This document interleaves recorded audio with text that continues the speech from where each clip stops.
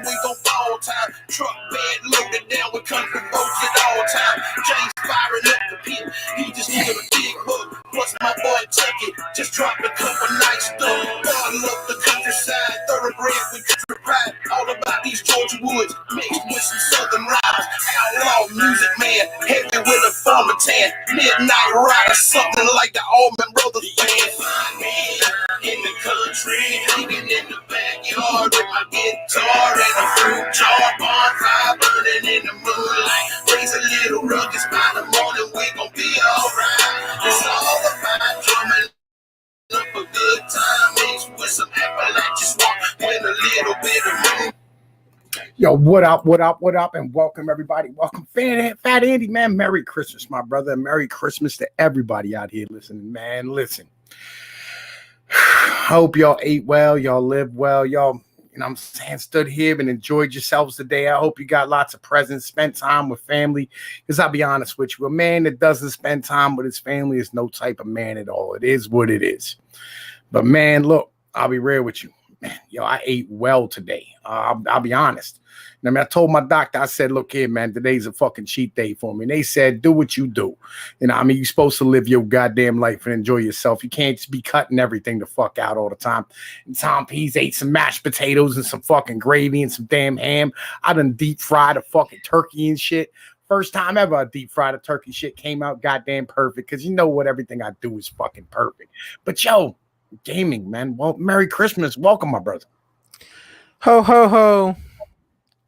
Ho, ho, ho. Hang on, man. Let me grab my headphones and plug them in real quick, because it's that time of the goddamn day and shit. Hang on a second. God damn it. Fucking thing. Man, listen. So what's up with you today, man? Fucking what you doing for Christmas? Well, I see that YouTube fucking hates you right now, because I got no notifications. It didn't show that you're online.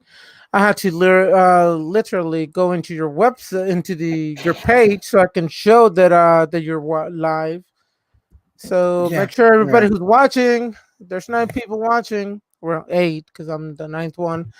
Share out the link and let other motherfuckers know who's fucking streaming right now. Yo, it is what it is. It's appreciated. Thank you for shilling out for me. You know what I'm saying? Like, I figured, you know, it's Christmas night. I'll be honest with you. I already took a nap once today. So, like, you know, so I haven't taken my nap. That's cheating. Yo, man, look, I ate and then I went directly to bed. Like, I ate so much food, I felt like I was going to yak. Yo, I was, man, look, I went back for seconds on shit. It is what it is. Yo, dude. I first I had like chicken, like grilled chicken. Then I had fucking ribs. Then I had some like white people food. And I'm ready to die. I'm fucking ready to die. Yo, Tasmanian Devil, we gonna talk about that Nashville bombing and shit here in a little bit, because I'll be honest with you, man. Yo, it looks like, you know what I mean, like this was a criminal act and not an act of terrorism, just to be honest with you. Like, and I think there's going to be more of this as things get harder. You know what I mean? We'll get into that in a little bit. You know what I mean? It's what it is. Yeah, I feel you. Like, I ate so much food, I thought legit my stomach was going to goddamn explode. Well, the good news, I already got the notification that you're live. So, I mean, at least it was a little late, but at least I got it. At least we got it. We're good. We're good, everybody. Yeah, that's how YouTube works, man. YouTube does not like Tom Pease. Like, they don't. They've never liked me. You know what I mean? Oh, our boy Fat Tony's supposed to be showing up here in a little bit, so hopefully, you know what I mean, he pops through. You know, we can hang out with him a little bit and see what he's up to. But have you heard what's going on in Nashville today? Yeah, I heard it since when it happened, but I think regular people on the web are faster than the news nowadays. It seems like it. And Merry Christmas, everybody out there. I see AP is already there. AP's out of here. DJ Ronnie G, Sherry D, man, welcome everybody, man. Listen, Loafer, Sheffield, how the fuck y'all doing? Welcome, my brothers. Welcome. It's nice to see everybody out here in the fucking chat land, man. Yo, look, it's a good goddamn day. Shit, 3/4 Yoda, how the fuck you doing, man? It's nice to see you. Right, 3/4 Yoda's been hitting me up all about this Nashville shit ever since this goddamn morning and whatnot. He's like, man, like, yo, it's gonna be hell going to work, and I'm like, I'll be real with you, man. I like, people don't remember how it used to be back in like, you know, I mean, the 80s and 90s when cars just blew up at random. You know, like that used to be a normal goddamn thing. like, you know, when times is hard, like shit starts exploding. Tends to be the motherfucking joint, right? It took out an AT&T facility. Really? That's fucking awesome. Yo, Dingleberry Pie, what up? Randolph Vance, how the fuck you doing? Yeah, like I think this would be like the perfect time to fucking stream, to be honest with you. Right? Like, yo, AP, I'm with you. More. We need more fucking shit blowing up. Like, yo, we need America to get back to be America. You know, like, you know how I feel, man. Meth lab explosions for 4th of July. You know where I'm at with this mentality. Like, God. Until these fucks are afraid to lie to people. Yeah, see, that's what used to keep politicians honest was the fact that we had the ability to go ham whenever the fuck we wanted to, and people were willing to do so. You know, and I feel like we need to get back to that shit. You know, we need to get back to that mentality of, you know, if things get fucking hard and, you know, I mean, like politicians aren't doing what they're supposed to do, then, you know, you take matters in your own hands and you force them to do what they're supposed to do. And, you know, I mean, wonder whether it's, you know, you can go either you have the money or your life. Like, yo, like that's Jeff Vader. What up, man? Welcome. Right. Ballistic Zero. How the fuck you doing, man? Welcome. Yo, look, 20 people watching already. Goddamn. Right. Yo, let me tell you a story about my grandfather. Right. Like, yo, my grandpa used to do collections for my great grandfather. Right. And, the one day there was a dude who owed my fucking grandfather, my great grandfather, like fucking 10 grand or some shit. And my, you know, I mean, my great grandfather was a religious man. He was like, God will protect me. Right. You know what I'm saying? Don't worry about it. I'll pay the money. And you know what I'm saying? My grandpa looked at him and said, I am God, motherfucker. Watch this. And went over to this motherfucker, doused him down in fucking lighter fluid and lit a match. And he said, look here, motherfucker. Either you give me the money or you get you or you fucking lose your life. It's up to you. Either you get to live or you give me the goddamn money. Right. And that nigga fucking coughed the money up. It's that fucking simple. Like, yo, that's what, yo, motherfucking America used to be. We used to be men, and now we're acting like a bunch of bitches. Like, we're all just scared to go to fucking jail and shit. You know what I mean? Yo, Gulf City Spectrum Umbreon, how you doing? Stone Mexican guy, how you doing? Sherry D, how you doing? Man, listen. Yo, man, look at right, yo, kid, man. Yo, I'll pay my child support when I get back to fucking work. You know what I mean? I'm not. You've been paying me child support forever. Yo, man, look, again, like, yo, I ain't fucking working right now. So, like, nobody's getting no goddamn money out of me at the moment. Well, you know, I mean, your child is hungry. I'm just saying. No, he's not. You know, I mean, like, all my kids is fed right now. I made sure of it today. I said my child. Yo, look, man, seriously, like, you need to stop trying to feed Andy Dick, all right? Like, that nigga is good, okay? He got all that fucking money coming in. Yeah, but he spends it on cocaine and meth and God knows what else. Fucking right. Yo, nah, I can't work until my eyes get back to normal. Right, that's kind of where I'm at right now. Like, fuck it, I can't see, so like, I got about like a week and a half, 2 weeks yet until my eyes normalize, and then I can go back to work. Doku, what up, man? Welcome, my brother. Welcome.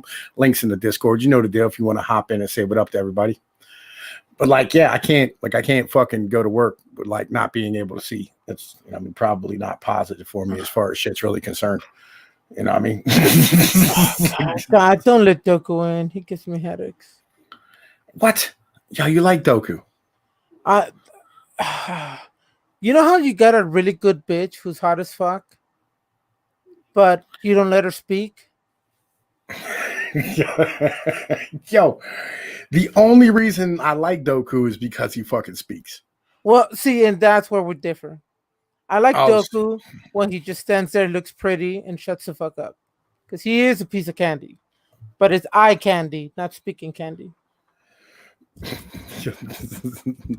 Your AP said Stone Mexican guy can drive with his eyes closed, getting a BJ from a hitchhiker. It can be done. I feel where you are. You know what I mean? I do, like, legit. And I'm probably here soon going to start, you know what I mean, trying to find me like a under the table gig to go and fucking, like, I don't know, go flip burgers or some shit, something along these type of lines, go back in the kitchen and work for some time, see how the hell that goes. You know what I mean? Just for a little bit until I'm able to get back to work. You know what I mean?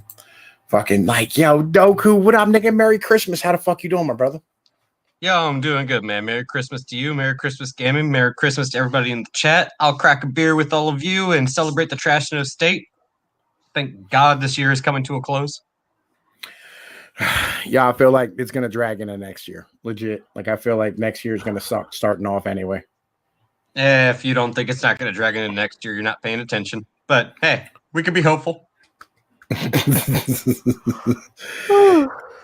Yeah, I feel where you are. I feel where you are. Legit. And I mean, yo, on that fucking blast. Yo, here's like fucking man, listen, like yo, here's the this. Yo, AP, I sent you a link in Discord, nigga. Just all you gotta do is go look. I made sure you got me invited, nigga. He's probably like, can you send it to my Twitter, please? Because I don't go to Discord much, like a little bitch ass. Yo, man, I don't have a Twitter no more. Like my shit got nuked, and I was tired of making new fucking alt accounts. I'm like, fuck it. I'll be nice enough and send them through Twitter because he's gonna be a little bitch about it. I shouldn't be talking about my boss that way, should I? See, AP, this is the problem. When you focus too much on Scooby, you stare into the abyss. You're staring to the abyss of the 133 or whatever the fuck his name is. No one cares. Go shoot some 45s or some fucking 50 cal BMGs. You'll feel better. Oh, see, you see what I mean? Like I sent a picture of the see what I mean? Yo, when by the way, anybody like my thumbnail today? Like, fuck, yo, my thumbnail game was on point today. No, it would have been better if my actual picture was there too, but whatever. I was gonna put on a purple cowboy, legit. I was, but you know what I mean. Y'all can eat the fattest part of my dick. Yeehaw, by the way. Like I was gonna use a purple cowboy, but like you know, like I was like, yo, man, only me in gaming and like 2 or 3 other people are gonna get that fucking joke. You know what I mean? I've only learned it by proxy, and I'm still not fully on the loop. So all I know is it's funny. I don't know why it's funny, but it's funny. Yo, I don't understand why it's funny. It's fucking funny.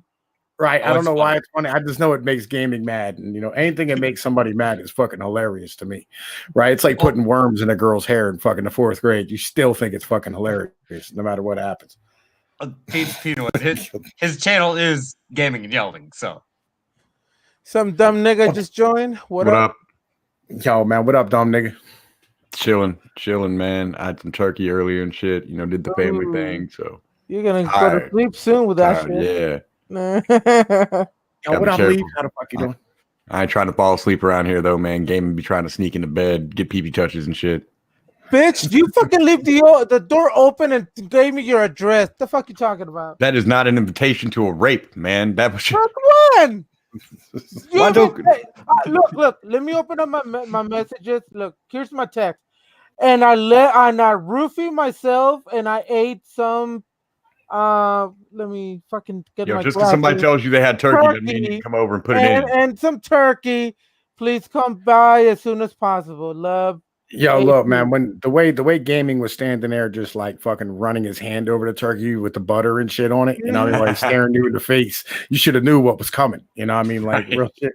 See in his eye. Joker, I wasn't even talking about Scooby, man. Where'd that come from? I don't know. I'm slightly drunk, so ignore me. All right. Shocking. He did call my grandparents' house. I don't even live there, man. He like hunted down my extended family and called my grandpa and tried to tell on me for quote calling his mother, something we all know didn't happen. I had a hearty laugh at it. You need to stop calling his mom all the goddamn time, man. It's not fucking right? Cool. Yeah. Dude, because that's something that happens.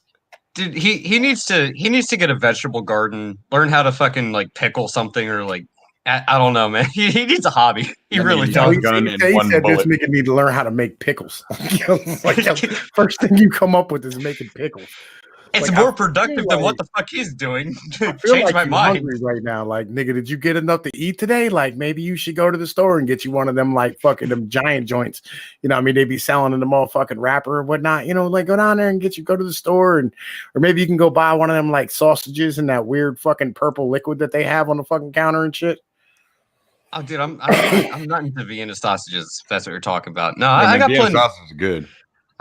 They are man, good. Like, yo, you don't have them fucking sausages at the bodegas there. Up here they be having like them Jones in the jar, the motherfucking dip, and like you gotta like. Oh nah, man, them pickle sausages, those Yeah, hot links. yeah. Hell nah, man, I can't fuck with it. I don't like sour meat. Oh, dude, Hey! they just No, you got that sweet meat. Oh yeah, I showered. I forgot. Nah, dude, they just sell that shit in a fucking wrapper at the gas station. I don't know, man. I ate good days in my ass. Watching Christmas Vacation. I'm about to either pass out or eat a bullet. I don't know what I'm gonna do, man. But whatever, I'm gonna be sleeping good afterward. Yeah, I wasn't couldn't watching the game, but like I was like, I can't give a fuck about the Saints and the Vikings. I can't do it. I couldn't let Christmas go by without saying Merry Christmas to the big homie Tom P out here. Yo, I feel you, man. Like, yo, I had to hit you up this morning and be like, yo, Merry Christmas, my brother. Like, that's how the fuck it works. And like, you know, like fucking man, listen, you know, y'all fam out here and whatnot at this point. Yo, when are we doing this fucking cartoon, man? We need to get working After the first of the year, man. Same as I had to say before. Like, I'm straight busy up until the first, up through the first. Then after that, I ain't got shit to do. I'm off. Like, yeah, I'm off till the 15th and shit. Fucking, I'm waiting on the doctor's appointment and shit to get rid of this goddamn medication, and then I'm fucking good to go. I'm down there. I got some fresh gloves, got the heavy bag. I'm working out every day, running this shit. And they go over here, fucking watching Rocky twice a day, keeping myself motivated and shit. They fucking me up at work, man. So I'm just. By the way, AP, what up?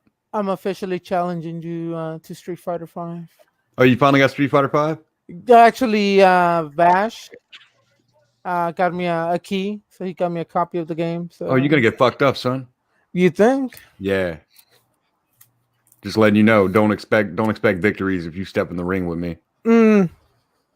I mean, you're gonna be making a lot of sounds like that. Ow, ooh, ow, ow, ow, That's what's our sexual experiences go to a different. I feel like gaming just like all of a sudden was like, oh, I need to go to the bathroom real quick. By the way, what up, underdog? How you doing, nigga? Merry Christmas. I'll fuck you up too, SMG. Get on this right now. If you already got it, we can do this. Oh, you want to do it right now? Nah, SMG's trying. I gotta fuck up another Mexican. You're next. Yo, man, I'm saying I'll whoop anybody's ass in Mortal Kombat. I'm the only one who's fucking SMG or whatever his name is. I will whoop anyone's ass at Street Fighter 2 or GoldenEye. That's my mentality right now. Didn't you say Mortal Kombat 2? Yes, I did. That's the last time I played a Mortal Kombat game was Mortal Kombat 2. Well, I mean, there's no fucking way in hell you would ever beat me in Mortal Kombat 2. Katana playing nigga right here gonna float you and then hit I you. mean, I am a Katana player. I play with Katana and Melina. So. Yo, Evil Dead Head's like, yo, man, nigga, I got some extra cash. I got my bail me back. I'm like, yo, that's a good feeling. That's a good feeling when you get your bail money back. Yo, man, I never actually had to post a fucking bond, man. Usually it's always ROR. Like real shit. Like I've been on bail like fucking 4 times and I ain't never had to post a goddamn bond. Now you ain't fucking up enough.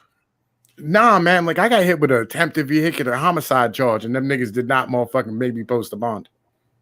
Shit, must have been overcrowded. Good for you. It's COVID right now. Everybody getting out on personal reconnaissance.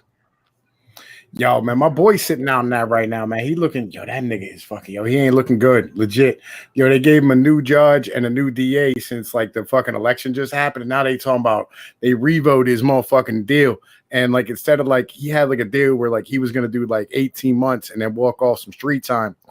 Man, listen, they talking about making this nigga do fucking what was it? Fucking 36 to fucking 72 months or some shit like that. Damn. Yo, feel you. That sucks, man. Hopefully can get in one of them work facilities, man.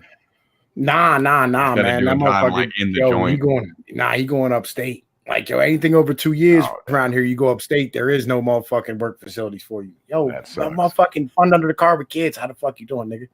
You know what I mean? Like real shit. Nah, man. That nigga kidnapped his fucking parents and shit. So like, yo, you are his parent, man. What are you talking about? He kidnapped his parent. What? Don't press charges, Tom B. What that ain't my son, man. That's my brother. That's my boy right there. Oh, all right. Nah, man. That nigga older than I am and shit. By like 6 months or whatnot. We played T-ball and shit together. I know that nigga forever and shit. Well, you got so many kids. When I hear you say your boy, sometimes I get confused. Nah. Yo, my son's actually, he's getting out like in fucking 2 weeks. I'm fucking excited. Oh, right on. I'm about to speaking of Scooby, I'm about to put his ass back inside. back inside. I'm about to put his ass inside it all. Cause man, that motherfucker, he got it coming now, man. We've been holding back on turning some of this shit in for a long time because I don't like to snitch. I don't like to put people in jail because I've been to jail, but nah, man, you gonna go bothering my extended family and shit? Ain't nobody really called his mama. He admitted that finally on that He Jazz stream. He just got put in a corner because some DMs came out where he just flat out admitted that wasn't happening. But he gonna go trying to holler at people's extended family, talk some shit. First of all, man, I'm pushing 40 years old. You can't be calling my parents on me and shit. They don't give a fuck. But you shouldn't be doing that to people that have like a chronological outline of every threat you've made over state lines in the last 4 or 5 years. You know what I mean? I got that shit documented for the movies and shit. I got it dated by the person that it happened to and all that shit. So yeah, I think it's time his ass go inside. I'm just gonna say, if you're calling people's parents because you think they were mean to you on the internet or they've been harassing you or something, that just tells me you have the mentality of a child. Yeah, it's time to go for the win on that one, man. Just go ahead and call up the precinct, email them all that shit, demand a report be made. Just don't put a warrant out for his arrest. Probably won't go to his house or nothing like that, but he'll be walking around or driving or whatever here in about a year or two when he thinks everything's calmed down, then boom, some cop will run him, be like, nope, you got an outstanding warrant. Get your ass in. I don't know, man. The DA, the problem is the number, right? Like, here's the thing, right? Like, real shit. Like, here's how it works up here. If you get caught for a crime, like let's say, like, you get caught for petty theft or fucking, fucking shoplifting or whatever, right? If you get fucking 3 of those, that's a fucking misdemeanor. You know what I mean? There are 3, you're at a felony and shit, right? So, like, like all those bullshit fucking little harassment, terroristic threats joints, like, there's going to be multiple counts. You know what I mean? So, like, he's going to end up like... He will have 80. If every one of them were to go through, he would have 86 counts of that on him. That 86 counts. What? We've counted it. We've counted them. That's not good. I ain't trying to snitch on motherfuckers, but in the end, man, like, all right, you want to play this game? You drew IRL blood? All right, Playboy. I'll show you how this works, dude. Like, I ain't going to call his mama. I ain't going to start calling him back and getting all that going calls back and forth. No. Fuck that. I got something for his ass. I think it's fairly well established at this point on the internet. You can go at me all you want. That's fine. I didn't pay off all these fucking warrants and do time in jail and all that shit, so I couldn't fucking call the police. You know what I mean? I don't pay taxes, so I can't call the fucking police. Like, he gonna end up outright. He gonna end up out Rikers Island behind that fucking shit. Good. Real shit. I hope he do. And I hope his mama dies while he's on the inside. I hope his mama gets COVID, coughs herself to death. All that shit he says is going on that ain't going on. My mom's coughing up blood because Weebo Jones won't play with me. I hope all that shit happens while he's on the inside. He be getting letters like, your mom died, and he just got to suffer while he's on the inside with that shit. Only one gonna talk to him is Burnside. Burnside gonna be asking for like detailed descriptions of how he's getting fucked on the inside because he's into that shit, man. He always want to be like hearing, like watching people do things. Like your wife got impregnated by your dog and shit. Like he's gonna be. I'm gonna go. I might even go up there and like seduce his wife, man. Like. I wouldn't touch her though, man. I would insert like a turkey baster with somebody else's cum. I don't want my genetics mixing with his. Nah, like what you gotta do is have like a lesbian with a motherfucking strap on and the fucking like hiding in the closet or some shit. Just switch out. Just tag in and out. You know what I mean? That's how the fuck that works. I don't think I could do that. I gotta take that back. I've seen Scooby's wife, man. I don't think I would even want to be seen with her in public. not even for some kind of plan. You know what I mean? Like even if I was in the mob and they were like whackers, just get her own car and put one in the back of her head, like I still would be like, no, I can't do that, man. I don't want to be seen with this bitch. What if somebody sees me standing next to this fat bitch right here? They're gonna think things. Well, I'm saying, you know what I mean? Like up in New York, you'd look normal. You know what I'm saying? Like skinny dudes be fucking fat bitches up there. Hell nah, man. I ain't black, not for real. This is just an avatar. I don't fuck fat white bitches. I got enough of a problem fucking any white bitches. I'm guessing that's why you got that like half Japanese bitch from Canada and shit. Which I don't know how you bang that. Like, how do you get head from a chick who got like a flappy head and whatnot? I don't understand. Well, but you just gotta crack the head open like a soda can, man. Like, hey, buddy, they move the head to the side and slide off. Yeah, little secrets, Damn, AP, is it like the Canadians from fucking South Park? Is that what you're telling us? Yeah, Leaf's head is just like that, man. Like, she says buddy a lot. You know what I'm saying? Sometimes she queffs in my face, She clapped in my face. They about to get married, and she's gonna be like having her arms get ripped off by her cousins and shit. We gotta step in the pudding, as is Canadian tradition. And slap her. And I fart on her snatch, or what was it? Her strange. I gotta fart on her strange, and then she queffs in my face, and we're married. That's the Canadian way. That is indeed the Canadian way. I was about to call her, actually. I saw you were on. I wanted to come say Merry Christmas, so she's probably mad at me right now because I didn't hit her up first. But go talk. Nah, man, girl, bros before, man. You know what bros come. Yo, man, look. All right, go handle your fucking business. I'm half asleep, man. If I get off this call, I'm gonna fucking go to sleep, man. If I'm getting talk shit to, I'm gonna get shit talked to. It is what it is, man. I can take it. Not only that, but his door is open, and I do have a candy trailer. He put it out for me. Right. I got a trail of green M&Ms leading all the way back to Gaiman's house. Green M&Ms. This nigga, yo, I hope they the peanut butter joints on them. That motherfucker follows him like E.T., man. Just walks through, just picking them up. I mean, he does put peanut butter in his butter. Piece of candy. Piece of candy. Piece of candy. Right? Game turns into James Woods real quick.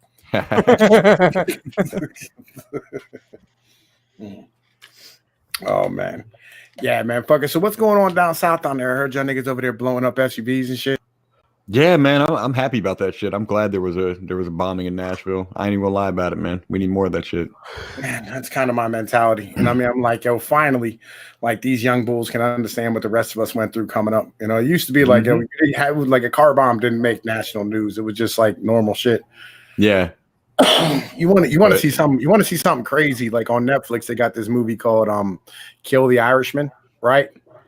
Not the Irishman. It's called "Kill the Irishman." It's about Cleveland back in the 70s and 80s, and like there was like something like 70 fucking car bombs inside of like a month, and it didn't even make national news. Good. It shouldn't make national news. Keep that shit quiet. Let the politicians be the only one who know about that shit. Oh, look how easy it is to shut down 911 and cripple the police. One SUV. Oh no, you can't make phone calls or call 911 for like 2 states. Oh, see how easy that was, motherfuckers? You better get our money. Come out here, $600 check. Send $7 billion over to another country and then come at me with $600. You're gonna blow some. We gotta blow some shit up. Sorry, man. You're gonna give $50 billion to fucking Egypt. The fuck is wrong with you? And when Democrats get mad, look at you, right-wing terrorists. Just look at them and be like, who normalized that behavior? Who burnt down a bunch of fucking cities over some bullshit? Yeah, don't talk to me about that. Y'all normalize that behavior. Who was over here taking over federal buildings and shit and declaring that fucking, you know, all of a sudden you had no-go zones inside of fucking major cities and metropolitan areas. You want to start growing fucking potatoes on top of cardboard boxes and shit. Yeah, no, that's cool. I'm good with it. They should blow up Chaz next. I don't give a fuck. I guarantee you the people advocating for that definitely are the same people that say Project Veritas is bullshit. No, by the way, here's a Bernie Sanders campaign supporter saying we need to put everybody in concentration camps and we need to re-educate them and do something about these evil Trump supporters. That's just nuance. They're just being hyperbolic. They don't really mean it. Oh, by the way, we're gonna light your fucking courthouse on fire. The government, ever since the Patriot Act, ain't scared of doing shit to you because there ain't shit you can do back without being labeled a terrorist. And the full force of the U.S. government and every enforcement arm of the U.S. government is allowed to come down on you with no thought about constitutionality about it whatsoever, man. And they need to be afraid to do shit to the people. They should be terrified. Coming out here and being like, now the worst times are ahead of us. We're going to have another major shutdown, but here's a $600 check. Those motherfuckers should be terrified to deliver that news to the American people. They wanted to pretend like they were doing us a fucking favor and shit by giving us $600. They need to be terrified to send that kind of give us $600 and send $7 billion over to fucking Pakistan. Well, that's the thing. You fucking know this shit is bullshit. It doesn't take a fucking genius to figure this crap out, especially over what they've done the past fucking one goddamn year. Like, I'm Nancy Pelosi. I'm gonna sit here and eat my fucking $13 fucking ice cream per pint. Fucking sitting here taking my fucking paycheck. By the way, you have to fucking shut down. I'm gonna get my hair fucking done while you fucking plebs have to sit down and fucking do whatever the fuck I say. And fucking Cuomo and De Blasio and fucking Newsom and Northam, they're all gonna do the same fucking thing. Why? Because we're the ones in charge. We're the ones that represent you. As she said on fucking what was it, MSNBC, like. We represent them. We know what they want. We know. No, bitch, you know what you want. You do not give a flying fuck. You're not a representative. You represent yourself. We pay you. We pay you to represent us. And what do? You fucking take the money, you use it for your own fucking personal self-goddamn interests, and you fucking sit there and treat us like fucking plebeians. You treat us like fucking like we don't actually see it. You think we're fucking stupid? No. Anybody who takes office, not a millionaire, and leaves a fucking millionaire needs to be afraid for their fucking life. Well, they know my mentality. They know they have the fucking power. They know they know if we try to do shit, we can't do shit. Doku, nigga, your gaming's trying to say something. All right. I'll put my chill face back on. My bad. Right. Merry Christmas. Guess gaming. What would you like to say, my brother? See what I mean about this fucking asshole not shutting the fuck up, and he's just a piece of eye candy, and you need to fucking gag him. Sometimes, I think what he needs is a choke collar, right? So, he really does. I need something fucking push a fucking button to shut him the fuck up for 2 seconds, just so somebody else. I have that button, but I choose not to use it because I don't wield my power disrespectfully. I mean, you think AP is bad, but compared to Doku, goddamn, it's like the. Well, AP's the shit. You know what I'm saying? Like AP's fucking awesome and whatnot. I just run a show by myself for the last 2 or 3 years, so I don't know when to shut the fuck up. Anytime I hear to be quiet, I know, dude. I fucking admire that. I wish I could have a little bit of that skill, because, dude, I'm too quiet. You can have it, man. You can have it, homie. Like, it gets me in more trouble than it should. You had a mouth like mine coming up. You either got to learn how to fight or run fast. Well, here's my thing, right? Legit, everybody, I'll be real with you. I keep arguing this fucking point here recently. Everybody keeps talking about how, China's fucking buying our politicians or whatever the case might be. That's not even the truth at all. The truth of the matter is U.S. corporations are buying our fucking politicians so they can keep manufacturing in China to fuck the U.S. worker. Yeah, China is invested in these corporations. The corporations are the ones that buy the politicians. Hollywood with that motherfucker from Iowa is a great example of that shit. Yeah, it's that fucking simple. Real shit. It's U.S. corporations that are the motherfucking traitors to our goddamn country. It's not fucking China. Nobody needs to be worried about goddamn China buying shit. All right, because it's literally illegal for foreign actors to stand here and fucking donate to politicians in general as a whole. By the way, what up, next 6 minutes? Nice to see you out there, my brother. Right, in Acadia Cults Curio Shop. Nice to see you. How the fuck you doing, my brother? Right, and real shit. Here's the thing, man. We got a whole lot of corporations out here that are literally trying to fuck the American taxpayer, right, and trying to fuck the American worker. And did you notice that goddamn bill through fucking Congress, one of the riders on that bitch was that they were going to fucking increase the amount of fucking workers for H-2B visas, not H-1B, where individuals had to make 150 non-skilled labor, non-skilled fucking labor, so they can stand here and fuck individuals who actually need fucking work. Because the truth of the matter is that's the fact to go, Americans don't want these jobs. No, Americans don't want to do these fucking jobs. They want to say Black Lives Matter out of one side of their mouth and then kill off the urban manufacturing base out of the other side of their mouth, which has already been done. But yeah, if Black Lives really mattered, you wouldn't fucking let one immigrant come in the country until even low paying jobs can be filled with those people. But they're going to pretend Americans aren't going to take these jobs. They don't want these jobs.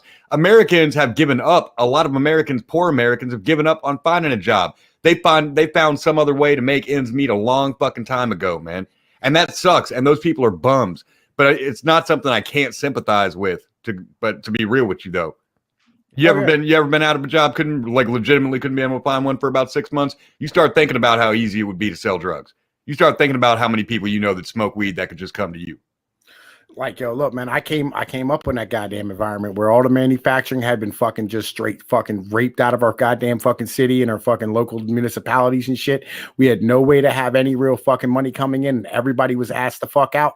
We came up in that fucking manner around here. And that's why shit's blowing up now. Blowing up like it used to. When that was happening, Lee Ayatollah was trying to keep the American car manufacturing base here. When shit was You take things away from shit, man. We need more explosions. Period. Yeah. Like, yo, and real shit. Like, here's the They thing. need to be like, fucking afraid to pull this shit. Yo, if you ever seen The Godfather 2, you need to go back and rewatch that part about fucking Cuba, where like he's like, you know what, you can't beat somebody who's willing to kill themselves for a fucking cause. It's that fucking simple. You ain't gonna be able to defeat that. You know what I mean? That's where you have to be. You have to be willing to put your goddamn life on the line to be able to motherfucking make real change in this motherfucker. It's that goddamn simple. People worried about going to jail. But you know who's not worried about going to jail? Somebody who's willing to have that shootout with the cops. Oh yeah, Like, you know what I mean, like you said, somebody willing to put their life on the line. They ain't worried about going to prison. Yeah, you and get that's to what we that need more of. desperation point. That's just like, yo, they go and they try to evict these motherfuckers who end up losing their jobs behind some goddamn bullshit and shit. You know what I mean? I'll tell you what, the one cop got fucking, like, the cops are fucking terrified to come to your door, by the way. They're fucking scared as shit. That motherfucker opened the door with a shotgun in his hand. The cop let off a round to kill the dude's kid. You know what I'm saying? That's, yo, they're fucking scared shitless of you motherfuckers. And people have no idea about that. They think that they should be scared of the law. The truth is, the law is scared shitless of you. They are fucking terrified of what you're gonna goddamn do to them. Yeah, if 99% of people weren't fucking so compliant, the law would be they would be helpless. What you got? 1,500 men in your city, each with a sidearm? That ain't shit. That ain't shit compared to the other 7 million people in a major metropolitan area. Fuck yeah, there's 2 million motherfuckers who live in the metropolitan area where the fuck I live. And they depend on the fact that everyone's gonna infight and never get together and do nothing about it. Yo, real shit. Like, yo, and then motherfuckers ain't scared no more. They ain't fucking scared. Like, it is what it is. You know what I mean? Things is gonna get real fucking nasty here real fucking soon. And this bitch is gonna get turned the fuck upside down. Because it don't matter how much money you give somebody, they are not gonna fight somebody who's willing to die for fucking before you take them fucking alive. Mm-hmm. Like, it is what it is. Like, yo, just like if they gotta go door to door to take your guns, if 2 or 3 cops is fucking shot for every like 5, 6 homes, them niggas is gonna stop coming. Yeah. Like, yo, they will throw down their arms and go, because remember what cops always say, I just want to go home at the end of the night, even though realistically speaking, right now being a cop is one of the safer occupations. You know what's more dangerous than being a cop? Being a roofer, statistically. Being a cab driver. Being a truck driver. Yeah, way more dangerous than being a cop. Working under the register in a gas station. Yet they want that hero status. They want to act like they heroes. They're risking their lives every day. No, they're fucking not. Like, real shit. And like, but we can make it that way for you. We can make it that way for you motherfuckers. You keep pushing it. And here's the reality of it, man. Like, yo, these cops deserve what the fuck they get because they're out here upholding unconstitutional laws. You know what I'm saying? They're like, oh, well, they're just doing what they're told. Well, they don't fucking have to. You can quit, motherfucker, like the rest of us do. That cop would put you out of job in a second. That cop would take you to jail for a little bag of weed and put you out of work in a fucking second. So don't tell me I can't quit my job, man. No, yes, you can. You can walk off that fucking floor. Well, I took an oath. Yeah, but you don't. That oath means nothing. You didn't uphold shit about that oath. You're taking unconstitutional orders. Oh, Pete, do you remember the video of the cop in Portland a few months ago, where he's just like, "Nope, my last day on the job." Oh, why'd you quit? Because of you. He pointed at all the Black Lives Matter fuckers. Yeah, quit because of you. And every time they want to pretend like they're gonna walk off the line, like they're pretending to do in Atlanta. We're all just gonna call in sick tomorrow because people don't appreciate us, you fucking babies. Yo, hey, people don't fucking babies because you keep fucking harassing and fucking trying to fucking beat. They're like goddamn parasites and motherfucking. You know who's more unappreciated than a cop any given day? A working man in America. You're fucking any right. working man in America is unappreciated and treated like shit every fucking day. These cops acted like they couldn't take people talking shit to them for 1 or 2 days. Yo, real shit, man. I've seen cops on the side of the road trying to cover their fucking cars with branches so they can stand here and get more motherfuckers, you know what I mean, pulled the fuck over for their goddamn quotas and shit. Like, yo, get the fuck out of here. You're a fucking predator and you're preying on the goddamn American fucking taxpayer, you worthless piece of shit. And you deserve exactly what the fuck it is you're going to get. And that's why I've told my fucking kids this from day one. I sat and I told my son, I say, you see that motherfucker with that badge on right there, son? Don't you never trust one of them motherfuckers ever. And he goes, oh, well, I'm not like that. And as we rolled the fuck by one day, and this nigga got a dude pulled the fuck over on the side of the road who legitimately was in a beat up, rickety piece of shit fucking car. I said, oh, but son, look. Yo, he's not fucking like that, is he? He don't fucking harass the fucking impoverished and take away from fucking families and fuck with individuals who can't afford it. When's the last time you saw? When the last time you saw a Mercedes Benz pulled over, a BMW pulled over? Very rare. Rare. It's fucking very rare. fucking rare. Yeah. Well, maybe for there's you guys, one thing cops are worried about, and that's a lawyer, somebody who is lawyered up. That's why, when they talk about, well, white people don't get charged the same way black people do, because white people have lawyers. Because when these cops see a bunch of rich white kids, they treat them a little more gingerly because they know daddy might have a lawyer. Fuck that shit. These guys have got to go. They got to go. Let's be real here, all right? Poor whites are in the same fucking boat as poor blacks. I wasn't talking about poor whites ain't driving BMWs and partying on spring break out in Padre Island. Here's the problem. Like, all black people see of white people is motherfucking them on the goddamn TV and shit. Like, all of us live like motherfucking the cats on like fucking I don't know, fucking name one of them goddamn shows on TV. Any show with white people in it. Where they're standing there like they're in this fucking giant mansion of a fucking house and the dad got a goddamn study and shit. Nigga, I ain't never lived in a house with a fucking study. Like, get the fuck out of here. I want to study, nigga. I got to motherfucking stand here and do it in my goddamn bedroom or the kitchen table like every other regular fucking American has to. Like, get fucked. All this upper middle class motherfuckers trying to pretend like they're the average goddamn American. Real shit. The average take home pay for an American is $38,000 a fucking year. And the average fucking cost of a car is $35,000. Be real about who the fuck really lives inside of this goddamn country and how well we're fucking doing. You're not wrong. Yeah, I know I'm not fucking wrong. Like, niggas like TFM's like, oh man, fucking, like, we're fucking doing well. Like, get fucked. We are not doing fucking well. Like, we've been fucking damn near fucking raping the goddamn middle class for the past 30 fucking years. You ain't had a fucking pay raise since 78, and we're all running around happy like fucking shit's going fucking well. It's not. And shit, I bought a used BMW in a fucking area where everybody else is driving Hondas, and I got fucking pulled over. Cop told me, your taillight's out. Underdog. That's why, because Hollywood portrays to the fucking black people on fucking TV that every American on the goddamn planet lives like some fucking Jersey Shore motherfucker. Just has the ability to not fucking do shit all goddamn day. Because that's how they think the average average white person fucking lives. And it's not the fucking truth. Oh, dude, the cops don't give a fuck who you are. They don't care if you're white, black, Hispanic, Asian. They don't care if you're a fucking purple people eater. If it'll make them a fucking paycheck and they can meet their quota, they don't give a shit. Oh, yeah. That's really where it gets down to. They're trying to meet their fucking quota so they look good to the goddamn boss and shit. And by the way, right now we have more people watching than Tonka did this fucking week. Yeah. I didn't even know he still streamed. I just assumed he was telling the truth. Damn. Yeah, I could see that. Yeah. Ethan Ralph hadn't done anything, so he didn't have much to talk about. Well, he probably got drunk. He should change that name from Tonky Time to the Ethan Ralph Reporting Network. Let's talk about what Ethan Ralph did. How about we don't? Man? Like, and he has some idiots on there who don't know dick about shit, trying to explain economic fucking theories to people and shit. I'm like, shut up, you dumb motherfuckers. You don't know a goddamn thing about nothing. Like, fucking. Hey, I'm happy with my 5 viewers per day. I'm okay with that. Hey man, I'm gonna tell you what. I've had the same 130 viewers since I started streaming. I'm good with it, man. I'm happy.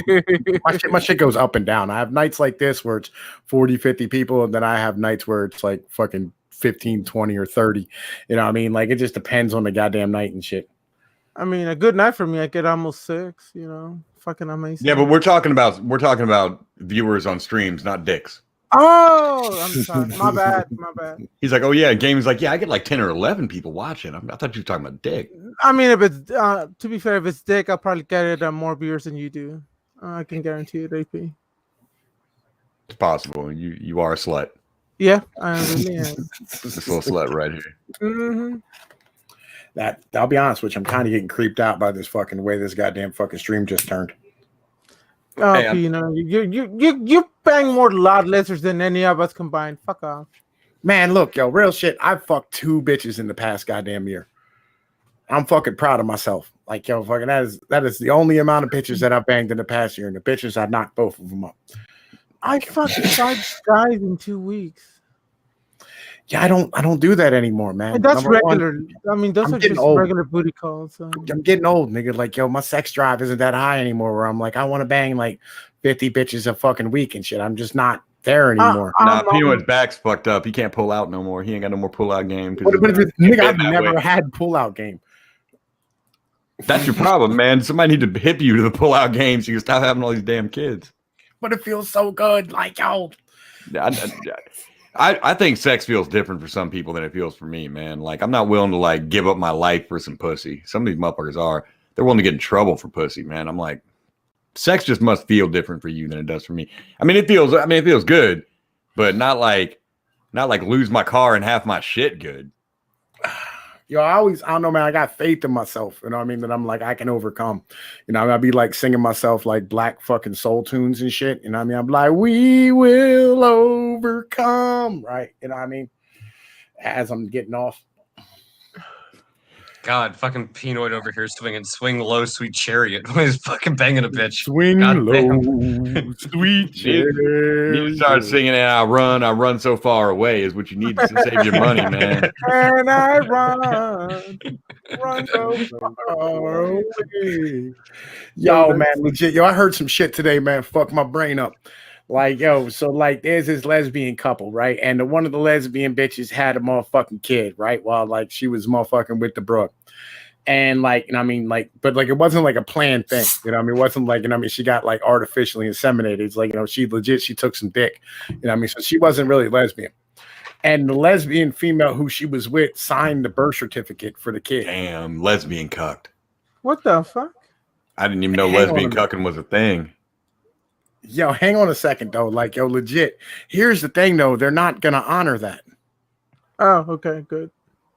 Right? They're not gonna honor that because of the fact that number one, she's a female, so therefore she could never be the biological parent of that kid. And secondly, she's a female and they don't make females pay child support. There's females who do pay child support. Shut up. Yeah. But I'm saying though, like if they didn't, you know what I mean, like there would be no consequences for it. Well, third of all, there ain't no such thing as a lesbian, so I agree with you. They're imaginary things. They're like unicorns and shit, or like fucking fairies, or gaming's here. You know how ugly women used to go into the convent. Like if you were ugly and had no options, you were fat. Like you used to go into the convent. Well, now that's not a thing per society anymore, man. They don't got convents everywhere, so now they just become like bull dykes. All women eat pussy, and if you ain't a bitch that's eating pussy, you're getting your pussy licked. Yeah, I feel you, right? Like, yo, my mother-in-law, she was a lesbian, right? You know what I'm saying? And like, she was a lesbian because like her husband used to throw coffee cups at her because she was annoying, right? And so, like, you know, I mean, she used to like, he abused me. I'm like, nah, bitch, you were annoying and you got fucking things thrown at you because you were annoying. That's what happens to annoying people, right? It used to be like you had like eggs and tomatoes you kept on you at all times, which, by the way, like, yo, why would you take tomatoes into a motherfucking like a goddamn play with you to throw at niggas? You ever seen like them old movies where they be throwing tomatoes at motherfuckers? They used to save people used to save garbage for when they went to plays, when they went to political rallies, they could throw it at the motherfuckers. Yo, I don't really like. Why would you fucking carry around rotten fruit? Because it was rotten. Because what else you gonna do with it? Throw it away? Fuck it, man. Throw it at one of these you throw that shit away. You feed it to the fucking animals and shit. You throw it outside of your window. You know, let the raccoons. No, because they want. See now here's where you fucking up. They weren't throwing fruit back in the old West in small towns and shit where they need to mulch that shit. They were throwing that shit in the city. Like if you were a city politician, you were getting rotten eggs and rotten tomatoes and rotten vegetables thrown at your ass because that's what people could pick up out of every garbage can walking down the street. They were literally by action calling you garbage. Yeah, they would bury you in that shit. People have been killed that way back in like the 17th and 18th centuries. Oh yeah, but that was like because they had rocks and shit. You know, they would throw rocks. And we need to bring that shit back. I agree with you. You start saying some dumb shit in front of a crowd, start making promises you can't keep, you get to rock to the dome. Well, I keep saying we need to bring back the alley biscuit, right? You know what I mean? Like it used to be a goddamn thing. You just hit a nigga with an alley biscuit. You know what I mean? And it solves 90% of your problems, you know what I mean, that you have at that fucking moment. There's somebody who's pissing you off. You just hit them with an alley biscuit and then like they're no longer a problem anymore. But like motherfuckers is scared to go to jail because they're hitting people with alley biscuits. I'm like, you're not going to remember who hit them because like you hit them with a fucking alley biscuit. You just got to hit them in the head. It's important. But see, we ain't got fathers out there teaching their sons how to throw. That's what it comes down to. Some of these men today ain't never thrown a baseball. You know, they don't know how to chuck something at somebody and hit a target. That's a valid point. That is a valid point. I mean, like, I got you, but like, I feel like, I mean, the ability to throw is just inherent inside of a human being. Like, I remember one time, like, I was with my ex-wife, right? And this bitch, she had like a fucking frozen Pepsi. She got out of the freezer. She left it in there too long, and it was like all frozen and shit. And this bitch chucked it across like one of them hood houses. You know what I mean? Like, you ever seen like a hood house where like it's row homes, and like the house is really, really long? Well, she threw it from like the front of the crib the whole way to the back and busted my jaw with it and shit. Right when I was a fucking pup. What up? You got a point there. You got a point there, man. That happens because when you get mad, you become accurate when you come to throwing shit. I can think of 2 times in my life I've thrown something at somebody, and I was mad, like I lost my mind and just threw what was in my hands. One time it was a brick off the porch. That's an alley. Yeah, that motherfucker, he caught it like he was a Super Saiyan. Because apparently God was on that motherfucker's side, and he one-handed it, and he was able to catch. And the other time, it was a woman. She was walking out the house, and I threw the keys at her ass. Get the fuck on. And I binged, man. There was a little corner where there was some molding, and had that molding not been there, it'd have blocked her right in the fucking forehead, man. Like it was, and both times it was like slow motion. You know what I'm saying? Like when you throw it, you see that shit going through the air, and you're like, "Damn, I'm not really that accurate, am I?" I made my dad. You're praying like, nah, don't. I don't want to go to jail today, man. No, well, it's in the air. What am I gonna do? Yeah, you already asked out. You gotta be careful about when you throw things. You know what I'm saying, right? Yo, Fat Andy, what up, my brother? Welcome, my brother. Welcome. You know what I'm saying? Like, yo, you got to be careful about when you throw things and shit. Like, I legit, like, I fucking chucked like a piece of motherfucking like tan bark, but it was like fucking like decent size. You know what I mean? And like, yo, I chucked this motherfucker and legit hit this bitch directly in a motherfucking eye socket, right? And like, yo, my fucking next door neighbor came over. And I mean, beating on my motherfucking mom's door and shit. My mom called my pops. My pops had to fight a nigga, right? And after he got done beating this dude's ass, he came upstairs and broke my fucking ass the fuck open after that. Yo, he wasn't even mad at me for hitting the bitch. He was mad for making me fight him. Saw it happen in a shop one time. Motherfucker threw a wrench, just bam, hit a motherfucker. And something about that, the pain of getting hit with somebody, if they don't go down, that's your ass, man. They got that adrenaline, like that insanity pain, just makes a motherfucker lose his mind, come running at you, and there ain't nothing you can do. There ain't no kung fu getting out of that shit. Yo, you don't have Puerto Ricans down there where you live at, do you? Nah, we got Mexicans. Yeah, they have the better people. I mean, we got Puerto Ricans. I dated a Puerto Rican girl. Yo, Puerto Rican dudes, right? Like up here, like, there's a lot of Puerto Ricans up here. And there's something that you learned. You do not hit a Puerto Rican in the motherfucking face. You don't hit him in the goddamn head, right? Like, yo, because the harder you hit a Puerto Rican in the fucking head, the madder they get and the worse they're going to come back after you and shit. And like, yo, you are not going to win that goddamn fight.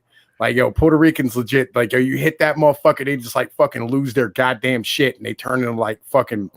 They turn into fucking Wolverine and shit from the fucking X-Men and start fucking just going hard. It's fucking ridiculous. Yo, I was fucking this Puerto Rican chick. I was probably like 21, 22, right? And I remember, like after time, laying in bed, and she was talking about, I must have said something about everything being good, and her response was, and I didn't think about it much at the time. I figured, she was like, yeah, my dad taught me how to take care of a man. And I didn't think much of it at the time because I thought she meant like cooking and cleaning and shit because I was a young buck. I was just thinking, she was talking about like regular womanly duties. But the older I get and think about that, I'm like, do Puerto Ricans fuck their kids? Like, is that like, is that a thing in a Puerto Rican household? Kids, nah, man, we don't do that in my house, man. Nobody fucked me when I was a kid. I don't fuck my kid. Yo, Night Call, welcome, my brother, welcome. You know what I'm saying? Like, I should legit have this motherfucking stream open in the goddamn, or at least like the motherfucking, the goddamn fucking, whatchamacallit, the fucking chat up so I can give out fucking wrenches and shit to niggas. Make sure everybody got their shit. Like, look, man, we have an incest problem in this country. Legit. You know what I mean? It's something that we don't talk about. We don't have any conversations about. Like, nobody really, fucking says shit. But there's a goddamn problem. Because a motherfucker like me will kill you if I There's a lot of that shit going on. There's a lot of that fucking shit going on all over this motherfucking nation and shit. And like, it's fucking trifling and disgusting. But like, yo, it's something that nobody talks about, but it happens far, far, far too fucking often and shit. Well, people need to start talking about that shit. We need to start cracking some skulls, making sure that shit ends. Well, again, like, yo, we don't have dudes in our fucking society anymore. Yeah, it used You know to what I be. mean? It used to be if a little girl had blood running down her legs and was running through the fucking streets, like the men in the neighborhood would do something about that. Like, okay, so and so over there be fucking them. All right, no, don't call the cops. Don't. We got this. But yeah, now everything's call the police. That's a female centric society that wants to call the police. Look at even female cops. What can a female cop really do to you if you resist? Call a man to come do something. We see it on my show every night. Call the cops. Fuck calling the cops. She's got to call the cops. Am I wrong? Oh yeah, a female that's not a cop. All she can do is they abuse the police system. And even if she is an officer, if she doesn't get the jump on you, and I'm sorry, she's got to call for backup. Here's the thing, right? Like, all right, so let's have this conversation out, right? Because like Callie just asked, why is it on Pornhub? Right. Let me explain this to you, what's going on. Right. So they actually did like a psychological study about this in like Harvard and like fucking Yale and shit. You know what I mean? And I read some of these studies. And what they actually said was this, right? They said that when you have separated families, right, where like, you know what I mean? Like you'll have like, say, like fucking, you know, like you only see like your cousins twice a year. You see, you're like, you know, like fucking, you only see your mom every once in a while, or you only see like your dad every once in a while, whatever the case might be. The problem is that like it doesn't become like the normal familiar relationship where you're around them every day. So like, you know, like if you're around like say like your siblings every goddamn day and shit, and you're like, you know, you're always fucking near them. You know, like say like you share a room with them or whatever. Like it's like a regular relationship with an individual, right? Like if you're walking in the bathroom after your sister takes a shit, that like, you know what I mean? Like you ain't got to worry about none of that in your household, man. You like, that's just another stinking ass nasty person living in the house, you know? But yeah. Like you have like a regular familiar relationship, but like if you're separated for a while and you come back together, that's a different thing. It turns into, you know what I mean, especially in the teenage and adolescent years, into like, you know what I mean, that sexual relationship, just due to the fact that like the genes are so fucking close that like it ends up being something that you're looking for because it matches what you already have like biologically, right? Also with porn. No, go on, man. All right. Well, not with like porn. Go ahead. Yeah, do your thing, man. I was gonna say with porn, man, like people that watch a lot of porn, like they got to get nastier and nastier and nastier with it in order to keep getting a nut. So that's what, like, porn ruins people if you watch too much of it. Because like motherfuckers, like when I was a kid, regular ass porn was a treat. Man, you find that video lurking around somewhere, you lucky as hell to see some just regular fucking. But you grew up with porn. Remember when you was a kid jerking off to like Ron Jeremy and shit, and them bitches with the giant bushes and whatnot? Yeah, a nasty bitch would do. Who gives a fuck? We watching some naked people. Like all the neighborhood boys would get together in one living room where the parents were working and be like, I got this tape. And it was like a magical item, like a legendary item you found. But like these kids that are raised on porn today, by the time they're 18, man, they done seen everything. Then they got to get into like the incest shit. They got to get into that trap shit. They got to go nastier and nastier with it. Like, because nothing else is freaky to them. Yeah. And I mean, like it is like, yo, fat. How you think Gaiman Yell ended up gay? God damn it. He just went through everything else. He's got no other options now, man. It's true. I used to be a heterosexual, normal person. Yeah, he was heterosexual, you know what I mean? But like he got into porn when he was like 7, and like this is how you end up. You know what I mean? Now he bangs like 3 dudes a night and jerks off the fucking goats, you know what I mean? While he stares them in the fucking face. I mean, I did fuck 2 bitches at one time, and they were chicks, so. Can you imagine growing up in a world where your girlfriend like sent you nudes? That was like step 1 of the relationship. Like step 1 of the relationship when we were growing up, man, was like hand holding. You maybe got to touch a titty after a couple of months of trying and stuff, but like, man, today step 1 is you already done seen the goods before you ever touch the fucking girl. Have you ever hanging out with a bitch in the fucking wintertime outside? You know what I'm saying? And like you were just walking around having conversations and shit. Yeah. And like, I mean, maybe by the end of the night, you might be able to like make out with her for like 10 minutes before she had to go back in the fucking house. And that was the end of the motherfucking date and shit. Like, yo, not anymore. Not anymore, yeah. And then you got these single moms who want to be friends with their daughters, who want to relate to their daughters and be their fucking friends. They be letting have boys come over and just hang out, spend the night. Something bad happens at the boys' house, they just moving them in like the fucking Connor household on Roseanne. Yeah, David, you can move on in with us. Fuck that shit, man. Yo. The family, everything we had that made people decent is getting destroyed. It's getting, you should, some things just, why question it? Like, I want to question everything. Well, what, I mean, is 18 really too young? Yes. Quit questioning shit. Yes. You lucky we don't raise that shit to 21. Man, listen, I'll be real with you, right? First off, people aren't adults till they're 25, just to begin with, right? But real shit, I feel like there should be a test that you give the kids to figure out, like, you know what I mean, like what they're gonna be good at, you know what I'm saying? So like they stop trying to like fucking be, you know what I mean, astronauts and fucking, you know, goddamn media personalities or fucking actors and shit, you know what I mean, when they're young, so like they don't have to chase that dream because you know you're fucking garbage at it. You know what I mean? Like, yo, because I think we stand here and we gas people's heads the fuck up and tell them, like, you could do anything. Like, Yeah. yo, what if that person's best option is to legitimately suck a dick and make a sandwich? You know what I mean? Like, what if that's your best goddamn option in life as a female? It's like, yo, maybe you shouldn't be a business owner or an entrepreneur. Maybe you should stand here and, you know, make a dude a sandwich. You know what I mean? And then live up under his roof. Maybe that's your best option in life. What if that's the truth? But Pinoy, didn't you know that even someday you can be president? Yeah, I'm pretty No, sure can't. I couldn't, nigga. I can't run for trash collector. Like, you're real shit. Moonbase Radio. Well, Merry Christmas, my brother. Nice to see you out here. Right? Like, yeah, like I don't understand like why we keep pushing this mentality of like, oh, everybody can be whatever they want, and you know, everybody I'm can never do gonna be anything. shit outside of a trade or a tradesman or a business owner. That is the only thing. That is the only options for me, and I'm happy with it. Yeah. I'm never gonna get elected to shit. I got too much shit in my past. I've said too much shit on the internet. I'm never gonna be no fucking CEO or nothing. I could be a small business owner, run a liquor store, maybe shit like that. Keep your dream, man.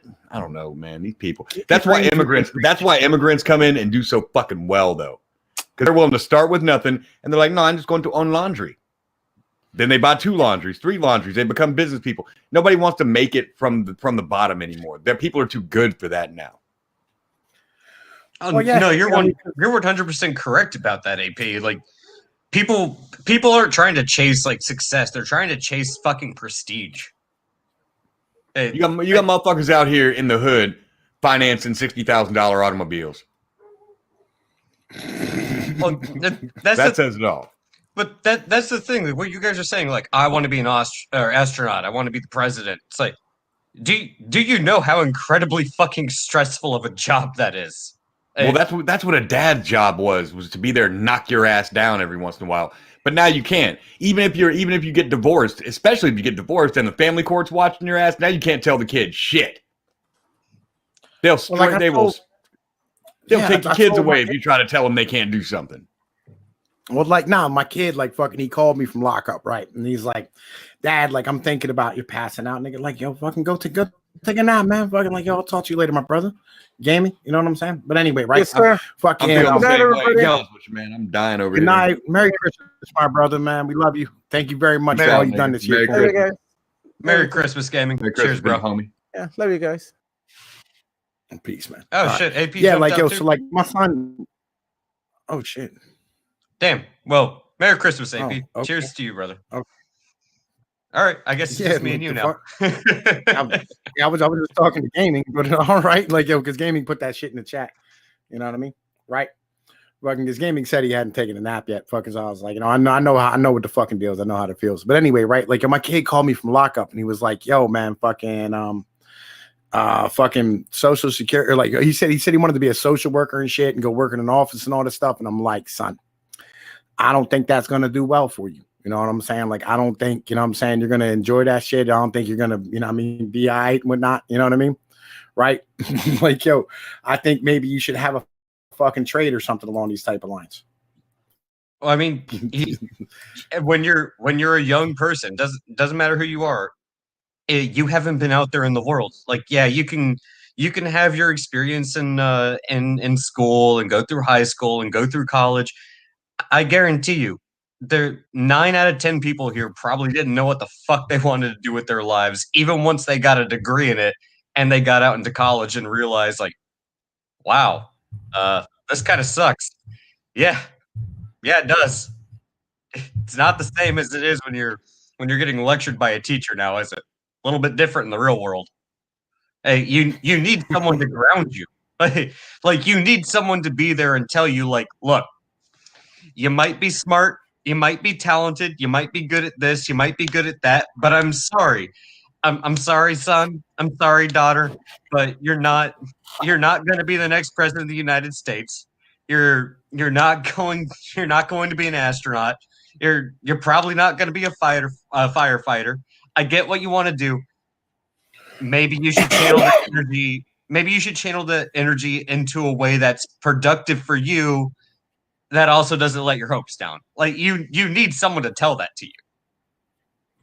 Oh yeah, like you need people to tell you, like, you know, like you suck at this. You know what I mean? Like it's important that you have people around you to tell you that like you're not good at this thing or you are good at this thing. Like that's an important thing to have, is honest individuals around you, and that's usually what a dad's for. You know what I mean? Like a dad will tell you, like, hey, look, you know, you're not good at this, or, you know what I mean? Like, fucking, you know, finish this out for the year or whatever. Like, you know, you play sports and you're like, man, listen, like I'm fucking doing garbage this year or whatever the fuck I'm doing, right?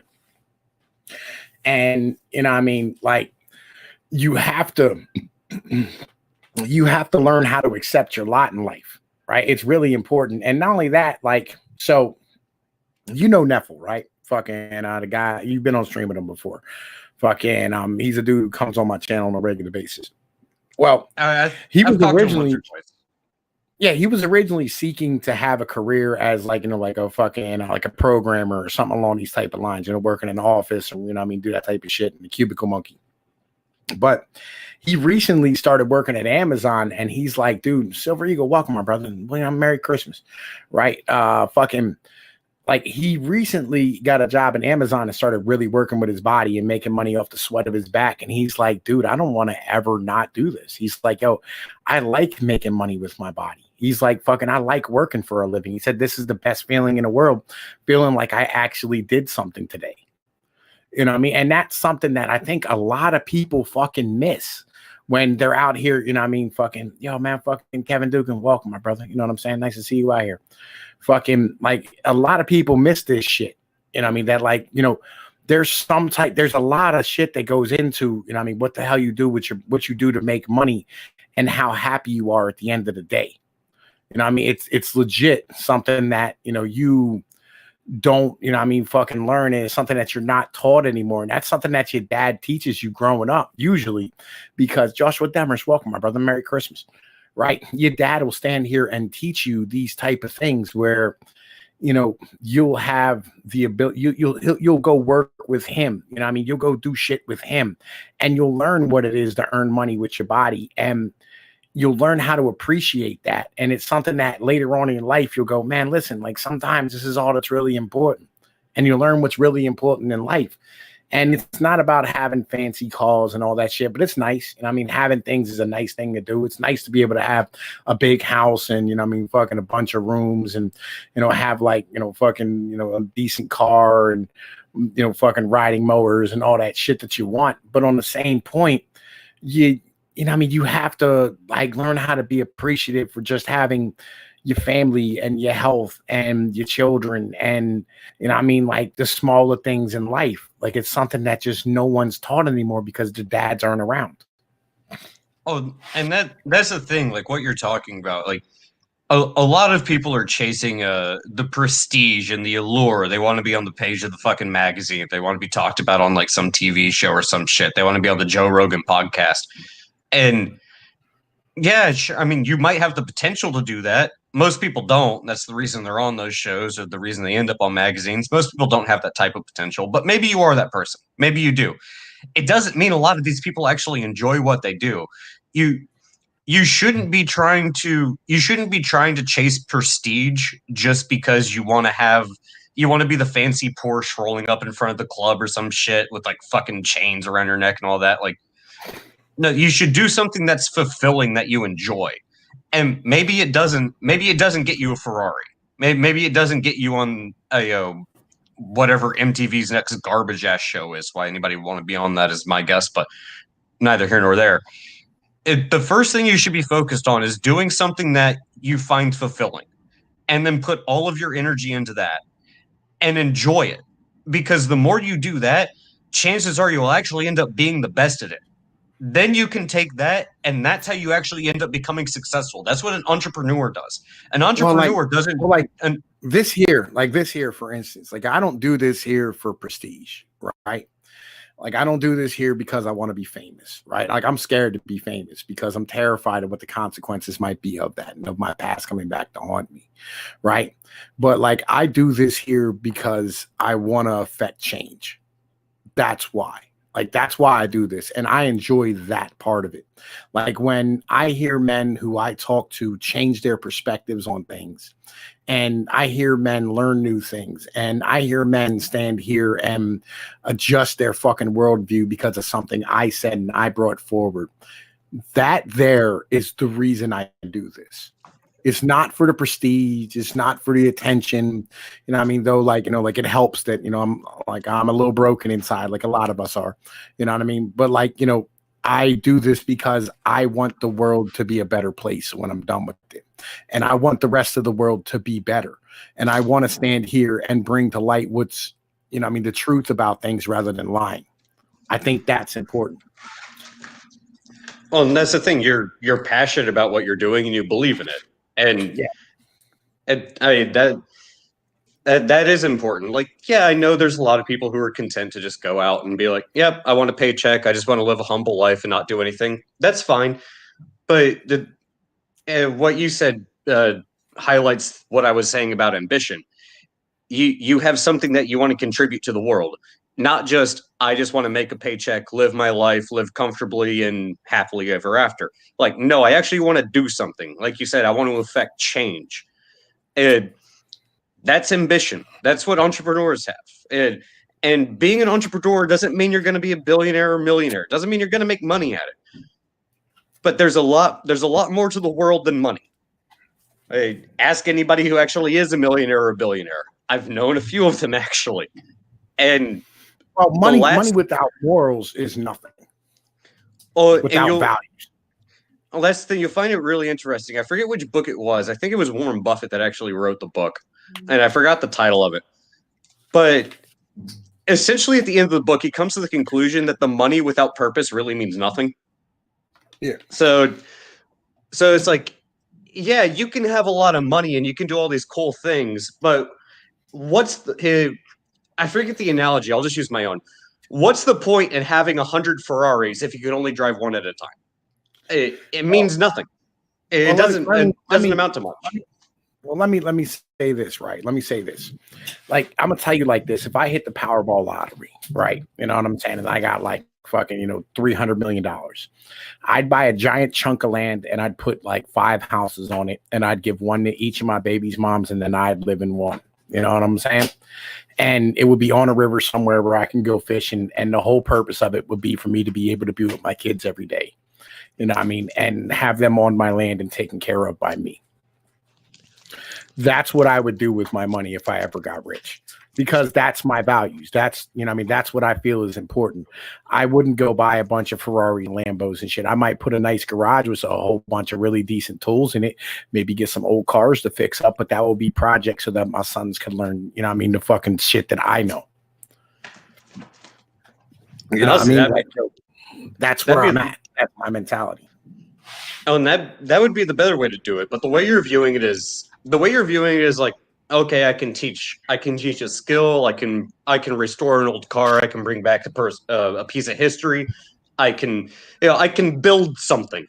I don't just want to buy something. I guess that's maybe the difference. Buying versus building. I don't want to buy something. Just because I'm successful, like, okay, cool. I've got $5 million. What am I gonna do with it? I mean, like, yo, like, I like Ferraris and Lamborghinis and pasta rockets and shit as much as the next dude does, right? Like, you know, I have respect for that type of shit. But let's be honest here. Where could you use it around here? there's no real. Honestly, I would rather take that money, like you said. I would actually rather find an old 1970 Hemi Cuda, and I would rather learn how to tear down the engine and rebuild it myself. That sounds like a lot more fun. I mean, if I got $5 million, it's not like I'm gonna be fucking working. I could take 1 million of that and it'd be passive income. I never have to work a day in my fucking life. I'm gonna tell you, I think a lot of people get fucked up on what money is, right? Because money is not motherfucking like it. Money's not just a means to be able to buy things. Money's freedom, right? That's what money does. It buys you time. And it buys you the ability to do what you want to do. Money is about freedom. And that's really important to understand, right? That individuals like, who have money, you know what I mean? And like, fucking like people who inherit it, they don't understand it because they've always had that freedom. So they don't appreciate it. But when you had that freedom from knowing that you don't have to worry about paying your fucking bills, you don't have to worry about whether or not you're going to eat tomorrow. You don't have to worry about whether or not, you know what I'm saying, you're going to have to go to work. You don't have to worry about all that bullshit. You know what I'm saying? Like, yeah, Jeff Vader, I feel where you are, right? That's kind of my mentality too, right? And I'd probably not just cars, I get trucks too. I'd get like some fucking like, especially like 80s, like box Chevys. Like, yo, dude, them box Chevy trucks, you know what I mean? I'd get them all fucking jacked up with some nice tires on them and shit. Good suspension, fucking maybe some 383 strokers, rebuild the fucking motors, hone out them all fucking blocks and shit. You know what I mean? Better cylinder heads, fucking some Edelbrock fucking carburetors, right? You know what I mean? You know how how we get down, right? I'm in Virginia, man. Trust me, I know. I know. Yeah. We used to have some good auctions out here, not so much anymore. Well, we have a bunch of really good ones up here too. Like, and I feel where you are. Like, we have some of the best ones, you know what I mean, in the nations here in PA as well. You know what I mean? Fucking like they're, you know what I mean, world fan, like Lade and shit and things of this nature. There's some really, really big fucking exchanges. The Mason-Dixon auction down in fucking on the other side of fucking Chambersburg. I forget the name of the town, Greencastle, right? You know what I mean? Like, I like, that, but that's what my ambitions would be if I had money. You know what I mean? Like, my ambitions wouldn't be to like go and get pasta rockets and things of this nature. Like, I'd be out in the fucking woods and I'd have fucking guns and I'd teach my fucking kids, you know what I mean, all the fucking skills that I know, you know what I mean, have that opportunity and that time to be able to do so. And not have to worry about whether or not I got to go to fucking work, and I'd have like better workout equipment, to have fucking proper heavy bags and fucking, speed bags and shit. And, really get down on my fucking boxing training and shit, learn I'd stand here and hire a real fucking coach and do that type of shit. That's kind of the deal, right? Like, and that's what money does, you know what I'm saying? But on the same point, like what you got to understand is that the means by which to get there, right? Like, the means by which you get there is not about how much money you earn. A lot of times it's about how the fuck you live, right? Like, yo, if you want to get to the point where you ain't got to worry about your bills, sometimes you're going to have to downsize and, understand that you're going to live on this fucking level. If this is what you're going to do for a living. Like, you're going to have to accept where you are, accept your lot in life. And that's hard for a lot of people to accept the fact that, hey, look, you're going to be white trash and that's okay. Right? That's an all right thing. You're going to have to learn how to turn a wrench and fix your own fucking car. You're going to have to learn how to motherfucking stand here and change the filters on your fucking, on your furnace in your house. You're going to have to learn how to do all this stuff that, your fucking your grandparents all knew how to do. Because like, that's how you fucking maintain having shit while still doing something that legit you feel like you're actually earning the goddamn money. That's something that a lot of people don't really understand. Like, it's not about being rich. It's about like having the ability to have the freedom to know that you're okay, right? No matter what happens. And that's really what's fucking important. Poppin' Hot, welcome, my brother. Merry Christmas. You know what I'm saying? Right? And Templar, Merry Christmas back to you, man. It's nice to see you out here, right? You have to accept who and what you are. And it's fine. And the more you embrace who you are, the better off you'll be in life. The better you are to people around you.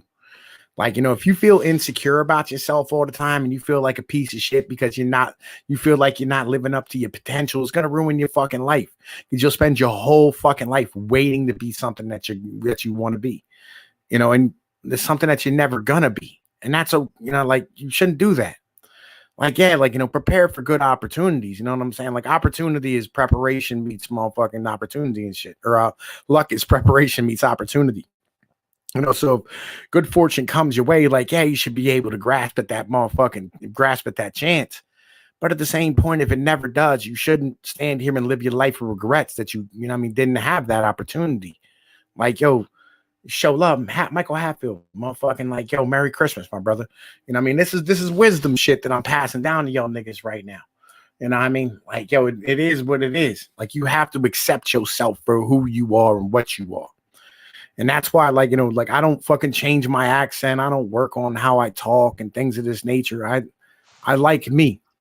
You know what I mean? I like who I am. And I'm accepting of who I am and where I come from. And I don't have to be like you, and you don't have to be like me. But as long as we both accept ourselves as men and we live our lives in that manner, we can both have respect amongst each other.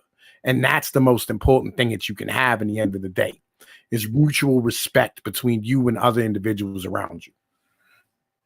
On Am I wrong there?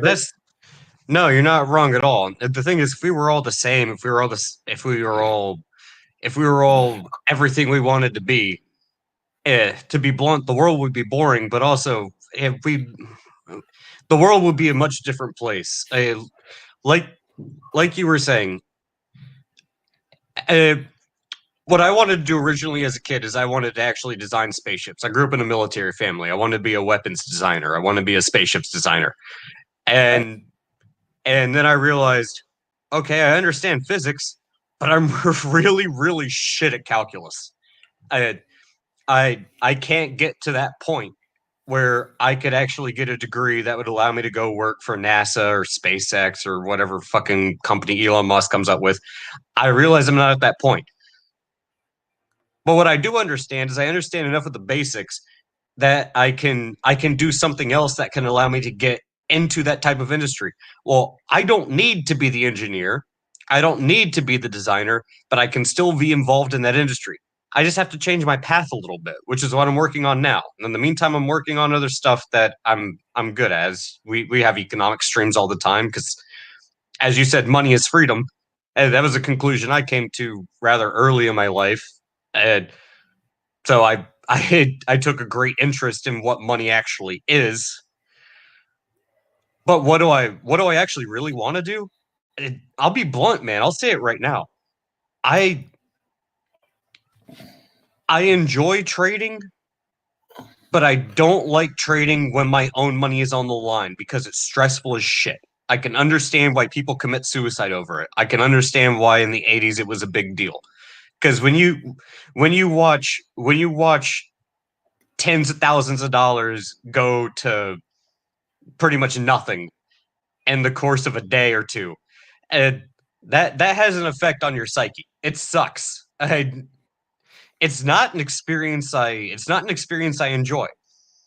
It's something I've learned a lot from, but that's definitely not what I want to do as a career. What I would like to do is I would like to finish my my engineering degree and go work at one of the data centers around here because there's plenty of jobs in data centers in this area where I could make $60,000 to $80,000 to $100,000 a year comfortably, possibly more than that if I can get a secret clearance, which I don't think I'll have a problem doing. And I won't have to stare at, fucking candlestick charts and wonder if it's going to be a bearish or bullish reversal. That sounds a lot more comfortable to me because all I have to do is make sure the frickin' AC unit is working. I've done it before. I just want to be paid a little bit better for it. So that's the path I'm pursuing now. But you're correct. You do have to come to terms with what are you good at, what do you enjoy, and what is going to give you the best quality of life that you could possibly hope to achieve. Like what do you want to do? What do you want to do for yourself? And then once you can obtain that, then you can start thinking about, okay, what do I want to do for my family? What do I do for my kids' future? But you do have to acknowledge that, I'm sorry, you might have wanted to be an astronaut as a kid. You might have wanted to be president, but you're just not cut out for it. Acceptance is not an easy thing, but it's necessary. You're not wrong. Right. I mean, like it's important that you accept who you are and what you are good at and what you're not good at. And like that's really important too, is like knowing what you're not good at in life. Right. Like, if you know that you're not good at some shit, like just don't do it. You know what I mean? Like it is what it is. You know, like I'm gonna probably end up here soon, like whenever the fuck, like I'm done with this bullshit here. January 15th, I got a fucking appointment. What I'm gonna do is I'm gonna go and I'm gonna get me a job, like back in trailers into a fucking dock, right? I'm gonna get a job as like a yard jockey, just moving shit around inside of a fucking private lot, right? And I mean, I'll make $24-$25 an hour. You know, I mean, I'll be fucking fine and I'll get my bills paid and do what I have to do. And I'll probably get me a second job, you know, slinging fucking subs or working in the kitchen or some bullshit like that. You know what I mean? And, you know, I'll spend my fucking days, you know what I mean, going fishing and enjoying myself and spending time with my kids and doing what I do because that's what I do. I'll, you know what I mean? I'll fucking invest on the side, you know what I mean, and make my money up that way and, you know, just live my fucking life. Like, and I'm not mad at that. Like, yo, I'm really not. Like, as long as I can bring home money and be okay with my family, I'm all right with that. You know what I'm saying? No, I feel you, dude. That's kind of where my mentality gets down to.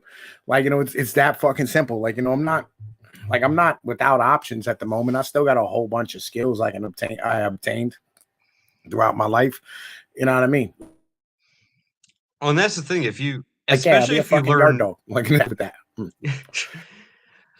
the other thing is, especially if you have skills, especially skills that other people aren't willing to do, like, you know, not the whole like I want to be a YouTube star, I want to be a big rock star, I want to, you know, shave my head and dye my hair weird colors. And as long as you have realistic expectations of yourself and you learn some actual valuable skills, there's a lot of business opportunity out there. There really is. You could go out and start your own business, but it's going to be hard. Like we were talking about this earlier, you're going to have to take on risk. You're going to have to work your ass off. But there's no reason that you I forget, it was a actual justice warrior, I think was talking about this the other day for talking about Kyle, whatever the fuck his name, I don't care. No, not Rittenhouse. It's some dude who was talking about some CNBC hit piece. It's garbage. I'll send it to you in DMs. But he was talking. He was trying to say like, oh well, just because this person is successful and they worked hard and they have more money, that means you have less money. No, it means they had a skill and they took a risk and they created a business and now they're wealthy because of it, because there's a supply that you're providing and there's a demand for it that wasn't being met. There's no it's the fallacy of the finite pie. There's no I mean, oh, look, here's how, like, yo, this is a problem of fucking people. Like, they don't understand how money works, right?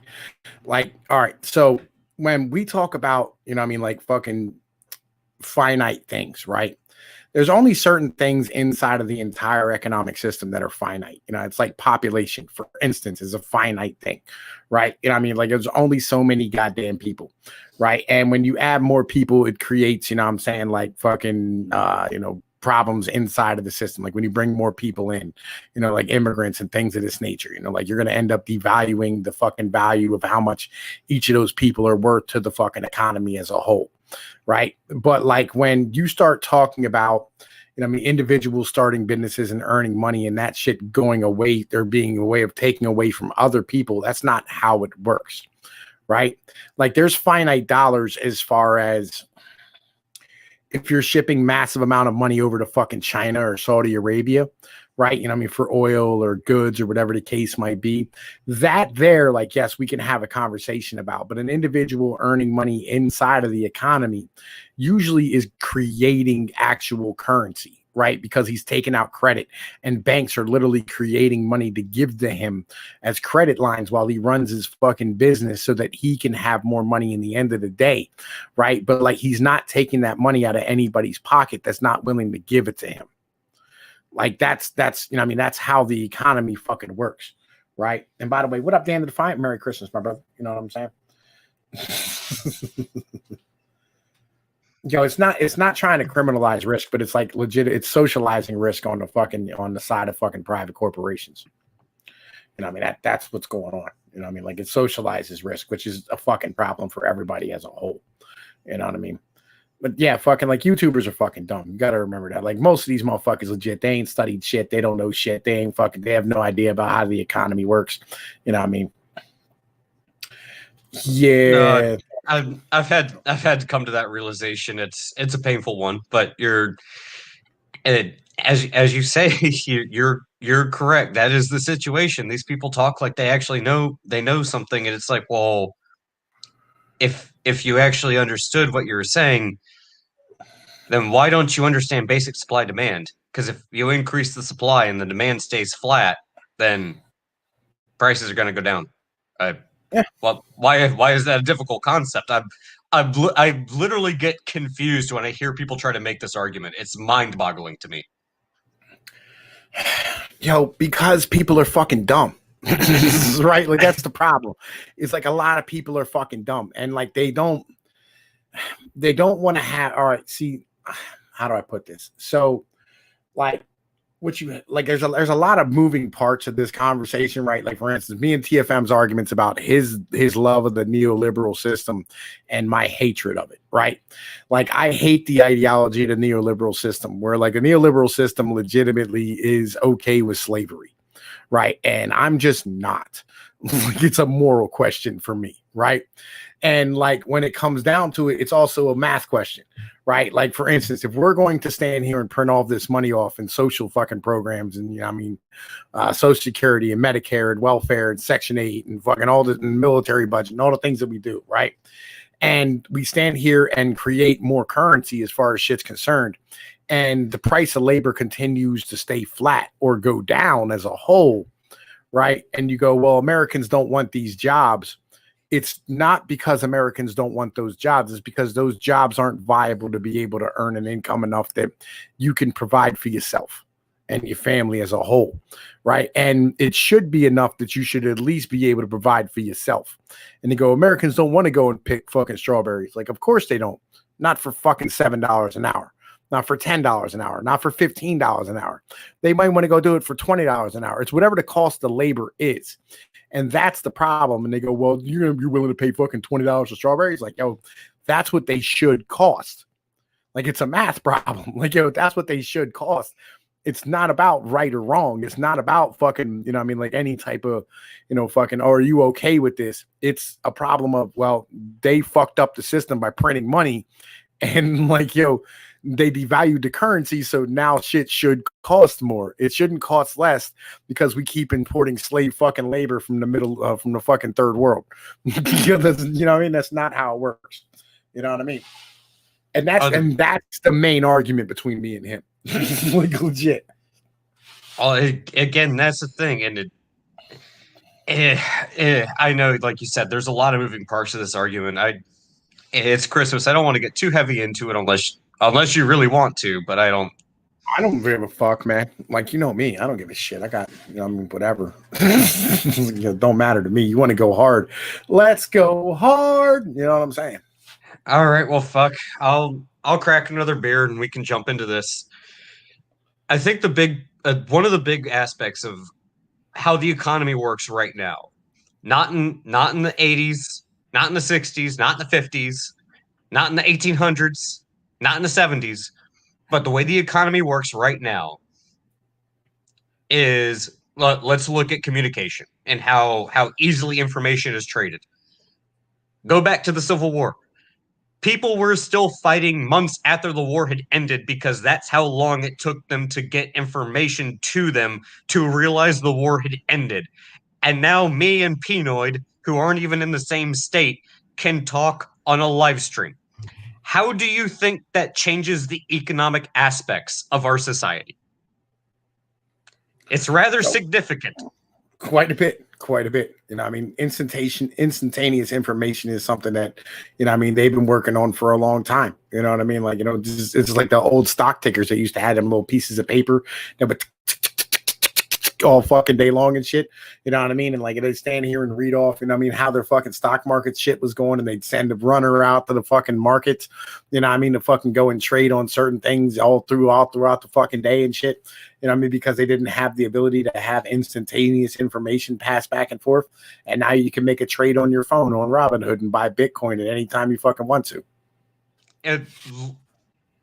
No, you're 100% correct, because it literally just with just with the advancement of technology and how automated our system has become, and I'm just talking about the advancement of technology. I'm not even talking about how how our how our economies have become integrated globally, which they very much are.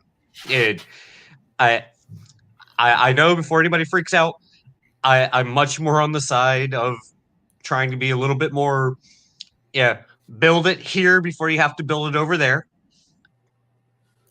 But you have to realize we do live in a we live in an economy that is very much globalized, and that's a result of corporatism.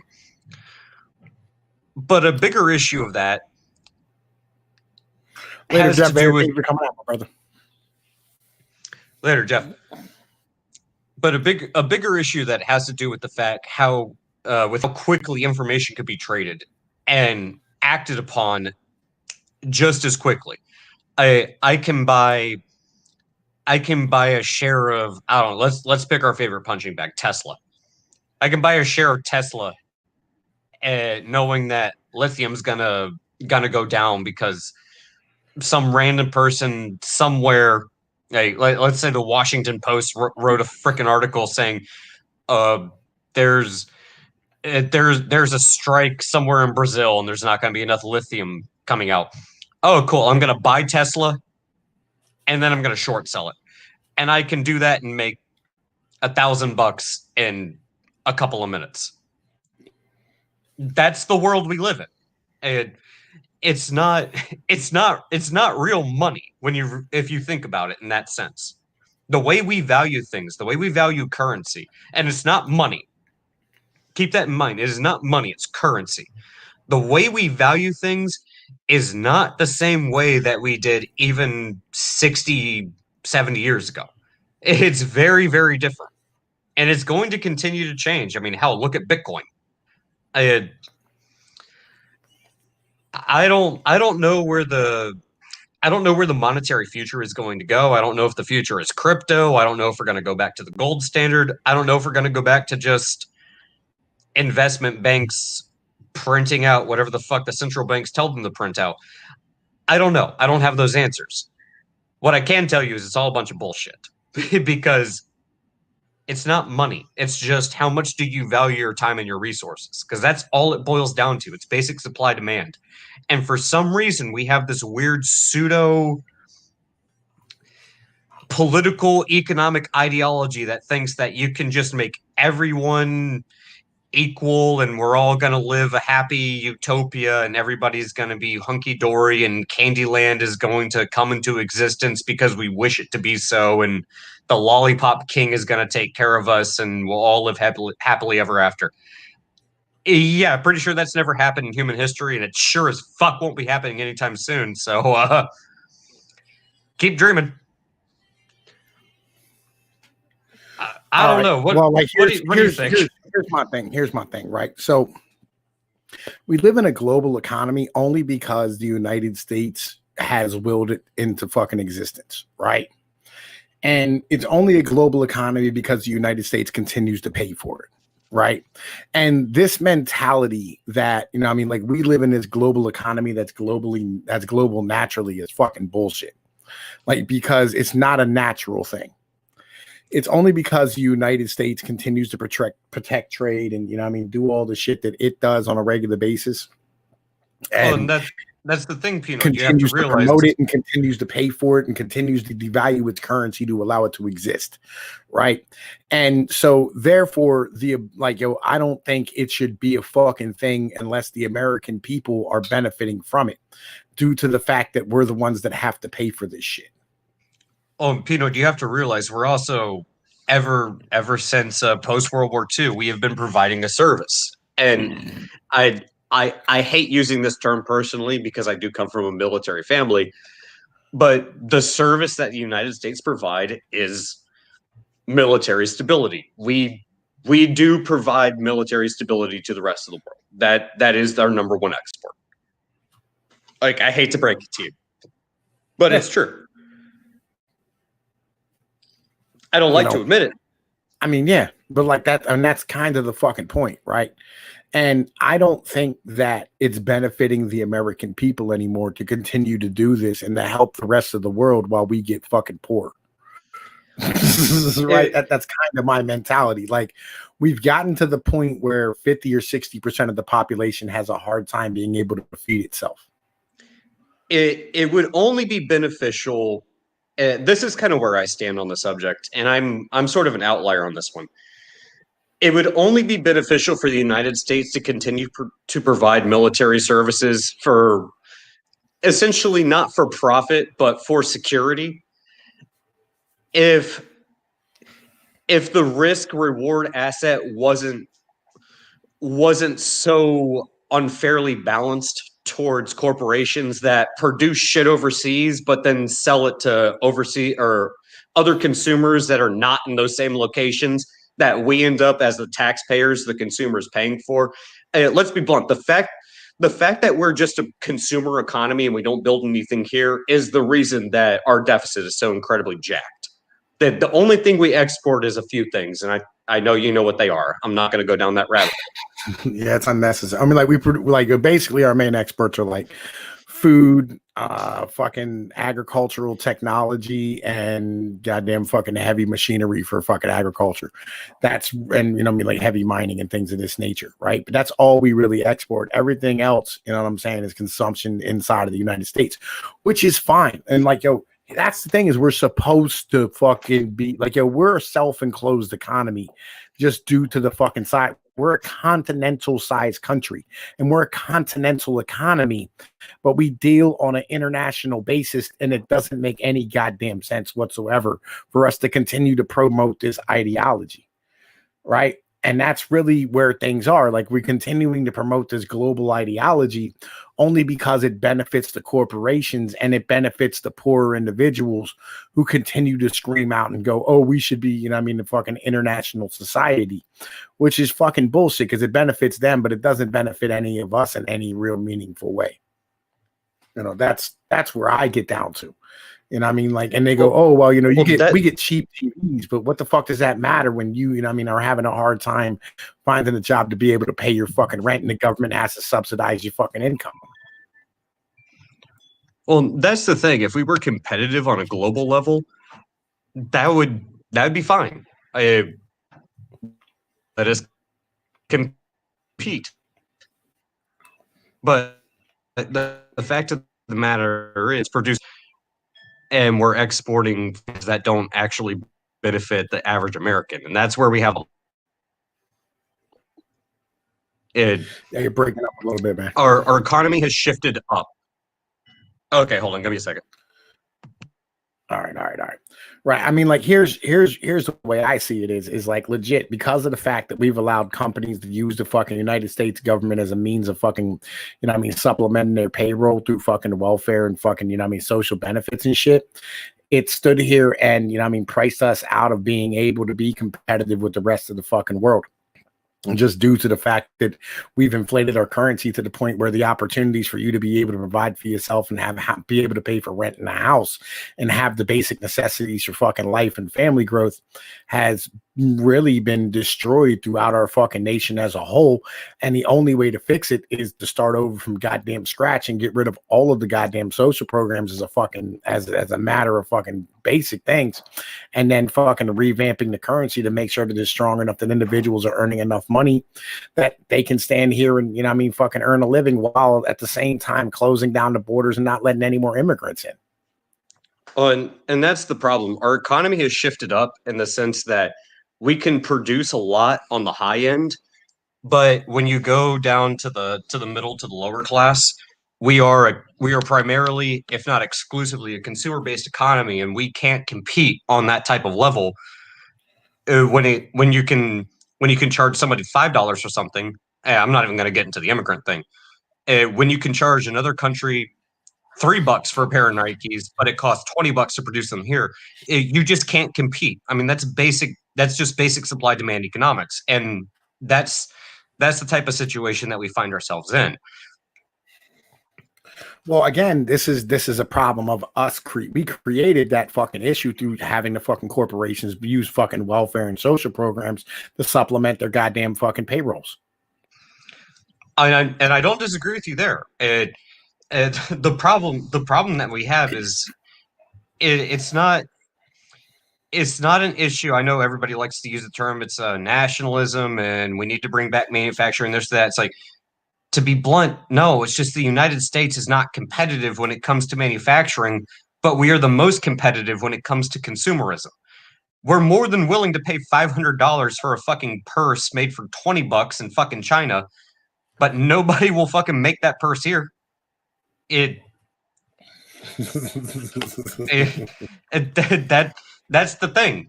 And the reason they won't make it here is because it's not because they're not willing to, it's because those jobs don't exist because somebody overseas is willing to make it for $5.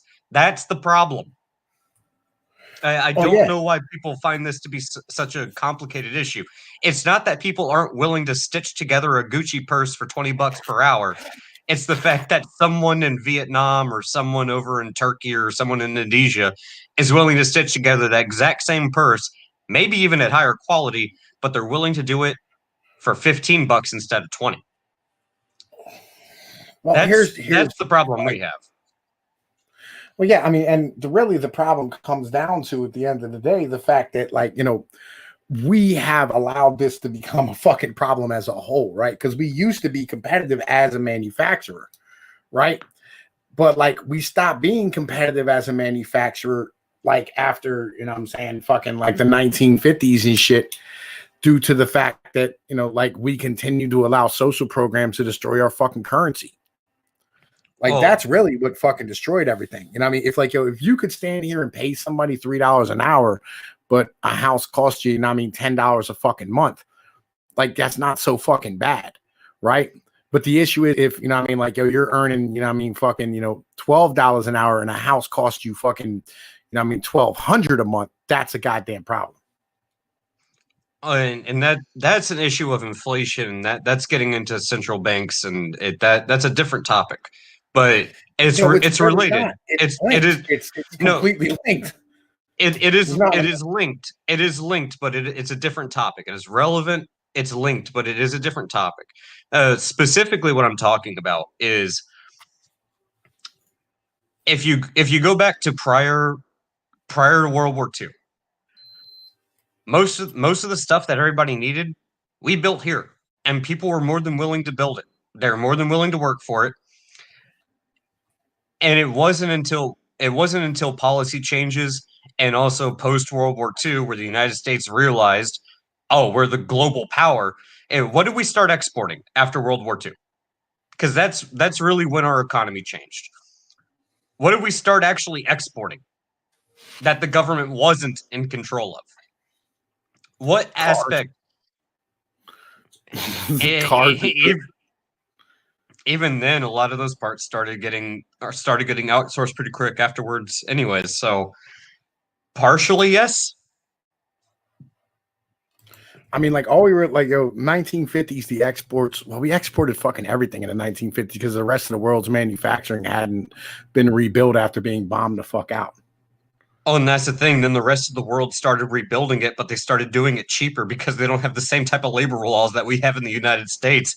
And then what happened when all the corporations Europe had way worse fucking labor laws than we did, right? And they always have. Like, Europe has always been way more social than we are, right? Well, and then, like, the problem was, right, is that, all right, so we were manufacturing everything they were using to rebuild over in goddamn Europe and shit. You know, I mean, we rebuilt their factories with American steel from over here, right? And we were exporting steel, and we were exporting motherfucking, you know, basic fucking building goods and things of this nature, right? But, you know what I'm saying? Yo, accelerate, motherfucking Merry Christmas, motherfucker. You want to come on, man? Listen, the link's in the goddamn Discord. You can come and have a conversation, right? But, like, you know, and the problem is that, again, the problem comes down to the fact of it's not about labor laws, right? And it's not really the issue.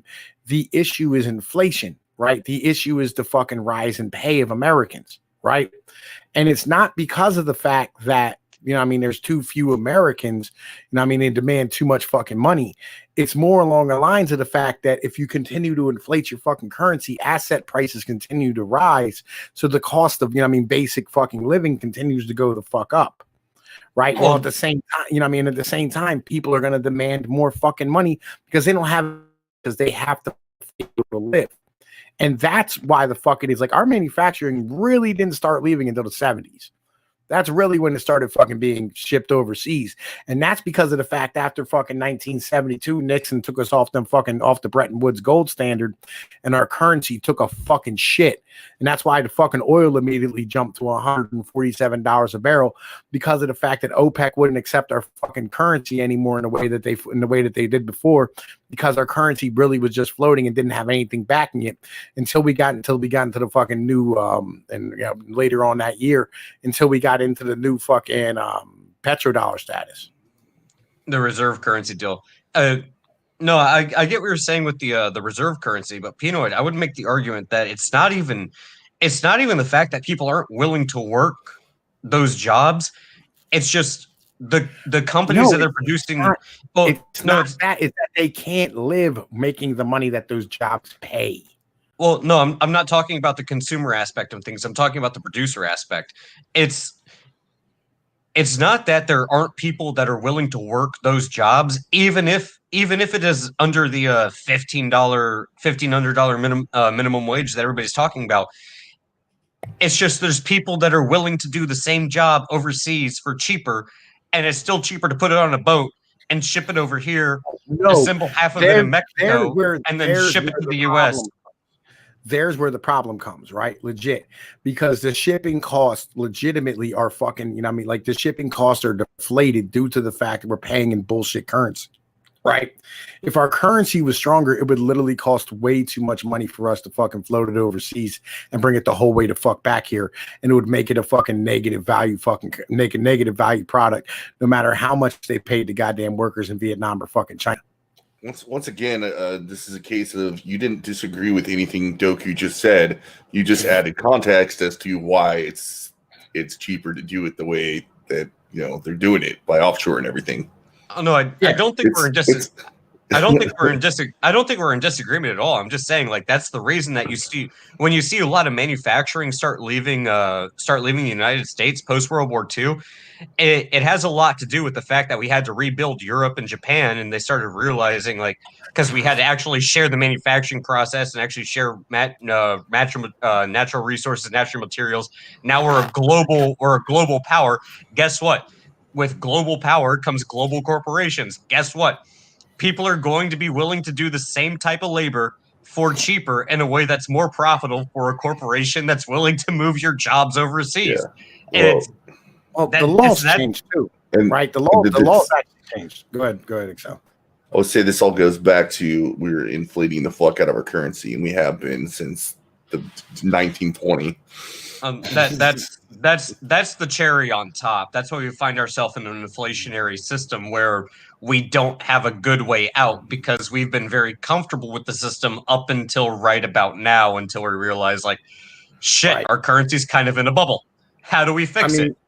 I mean, our argument, Good like question. The argument, like Excel, the argument I have with like a lot of people is, you know, they always go back to that mentality of like Americans don't want to do the fucking jobs. I was like, well, no, the problem is that they're not paying enough for those fucking jobs for Americans to fucking do them. And they go, well, do you want to pay $20 for a tomato? And I'm like, well, if that's the actual real fucking price, why shouldn't we? I'll say it flat out right. Sorry, Excel, go ahead. You just showed up. I'm saying it's not the price, but we could easily do. I mean, you can get stuff that's all American made, American grown, and you pay a premium for it, right? That's all there is to it. Most people don't want to pay that. Well, this is what I'm saying though, right? Like, what is the actual fucking price of what our vegetables or our goods should be, right? If you had to pay American labor instead of paying fucking immigrants, $8 an hour, you know what I mean, or whatever the case might be, that they pay them out in the fields to go pick fucking strawberries. It's a lose-lose situation. It's you either have incredibly protectionist policies, which hurts consumers, or you allow for this globalist trade policy, which hurts workers. Like it's a no-win situation. Like I feel like as a worker, you're like, all right, I can offset my costs. right? You know what I'm saying? For fucking consumer goods by like growing your own food, things of this nature. Like you can do for yourself. You know, I mean, you can put a chicken coop out back and get fresh eggs. You can stand here and plant a garden and have tomatoes and can them all fucking year. Like you can do all these things as a worker if the money's coming in to be able to fucking get it done.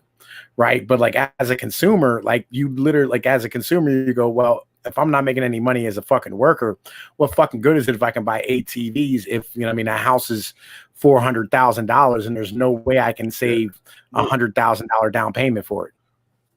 And that's all great. And, you know, if we do that and we produce everything here, we still have the issue that on the global market, we still can't compete. So we're not exporting anything. Like we find ourselves stuck in this cycle of not being able to produce nearly as much wealth as we should be able to. And it all goes back to we pay for almost everything that this country does by just adjusting digits on a spreadsheet. Well, so I want to get back to this point because I want to hear what you guys have to say about this. Hang on a minute. Like, here's the thing though, right? Like with our technological ability and prowess, and if we continue to have the fucking tech, you know what I mean, like the tech side of our fucking country grow, we will always export motherfucking technology and fucking, you know what I mean, service goods as far as shit's really concerned. Like, and that's not something that we should really be fucking worried about us being able to export, because really when it comes down to it, we don't fucking export anything any fucking way. Only 6% of our fucking economy is tied to exports as a whole. Well, it's 12%, but like half of that's Canada and fucking Mexico. No, and I agree with Pino in this one. This is actually the point I wanted to get at. It's not that you don't have Americans that aren't willing to do this job because it doesn't pay $15 an hour. That has nothing to do with it. If you think it does, I'm sorry. You're wrong. It's not the issue.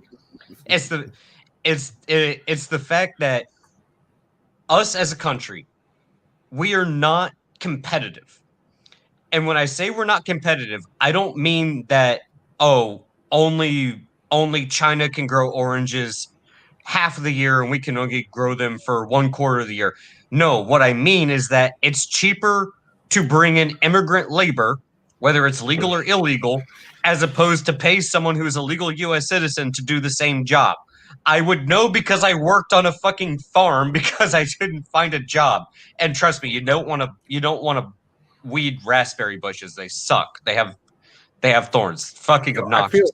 I feel what you're saying, right? But on the same point, that drives up the cost of motherfucking everything inside of the country as a whole, because you have more people competing for fucking housing and fucking schools and fucking labor and regular consumer goods. So like, only if you're bringing in more people. Only if you're bringing in more people. That's what you're doing with immigration. Yeah, no, and that's why I'm saying that there should be an immigration quota. We should go back to what it was. I'm actually arguing against immigration for this purpose because I think it hurts the American worker. That's my argument here, because it's not that the American worker isn't willing to work. It's just it's cheaper to hire someone who's willing to work for cheaper. That tends to be immigrants, and it's been that way for over 100 years. I'm sorry, we have historical context for this. It's the reason the Irish and the Italians and the Chinese came over here. And we do have historical context. So this is not a conspiracy theory, YouTube. I'm sorry. The other thing, I know the other argument is like, we can bring up automation. Oh, okay, you can automate the process. How much money do you think you have to pay the person to design and build and maintain the robot that's going to automate your freaking robot that's going to go out there and pick tomatoes? It's going to be a lot more than just hiring someone who's willing to pick tomatoes for $7 an hour. And that's not a valid argument. And the robot's going to cost a lot more. And companies aren't willing to dump in that excessive initial investment for something that might not initially pay off, because we don't even know how effective the robots are going to be. The robot could break down. Then I got to hire someone to fucking fix it. In the meantime, I could have, guy over here from country A, B, C, or D just come pick fucking tomatoes like everybody's been doing for the past fucking 100 or not thousands of years. Well, like, what do you think I'm going to go with? Yo, Excel, did you see that they tried to fucking increase the number of H2B visas on the fucking latest stimulus package for fucking meat producers and agricultural fucking joints so that they could fucking lower the amount of fucking cost of goddamn labor for these motherfuckers again? Yeah. After Trump gave a whole bunch of black people jobs in the South by raiding chicken plants. It's like, yo, I don't understand. Like, I don't get it. Like, yo, fucking, how is it that like everybody is okay with this shit? Like, why isn't everybody up in fucking arms and screaming about this? Like, we're all out of fucking work, but you cocksuckers want to continue to bring in more people to fucking stand here and take our fucking jobs. I don't fucking get it. I don't know, because Orange Man's bad. It's because they don't think they're taking our jobs. They think they're actually sheltering people who aren't going to negatively impact the economy, and they're trying to do the right thing. And it's like, oh, we're so prosperous and we have our first world problems. We'll take them in and we'll take care of them and shelter them, and it's not going to negatively impact the economy in any way, shape, or form. So, Excel, man, fucking what's going on, man? You over there playing World of Warcraft and shit? No, not right now. Actually, I got an Oculus Quest 2 for Christmas. I was playing that for a while. I was playing Myst, and then I started getting a little bit motion sick. God damn, though, I'm impressed with the state of VR right now. What game are you playing? I was playing Myst. Oh, you should get that Valkyrie game and let me know how that is, because I saw the trailer for that. That looked pretty good. I'm sure I will eventually. I'm still just getting my feet wet with VR, but I never put on like a modern VR headset. I'm very impressed with how immersive it actually is. I also realized how dangerous it was almost immediately. I punched a wall and uppercutted the ceiling. How did you uppercut the ceiling? I mean, it's not a very high ceiling, and what I was doing in the game was like, it was something like it was catching a rocket that was above me, and I just reached out and hit the ceiling. God, we thought it was bad when the fucking Wii had to put the freaking wrist straps on their controllers. Yeah, no,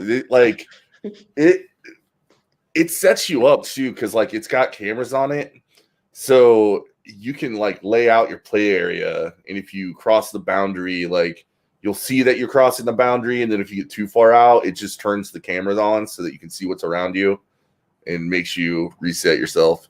But I mean, it's really easy when you're just standing in the VR world to think that you need to step forward and whatnot. Like, it's the trickery is real.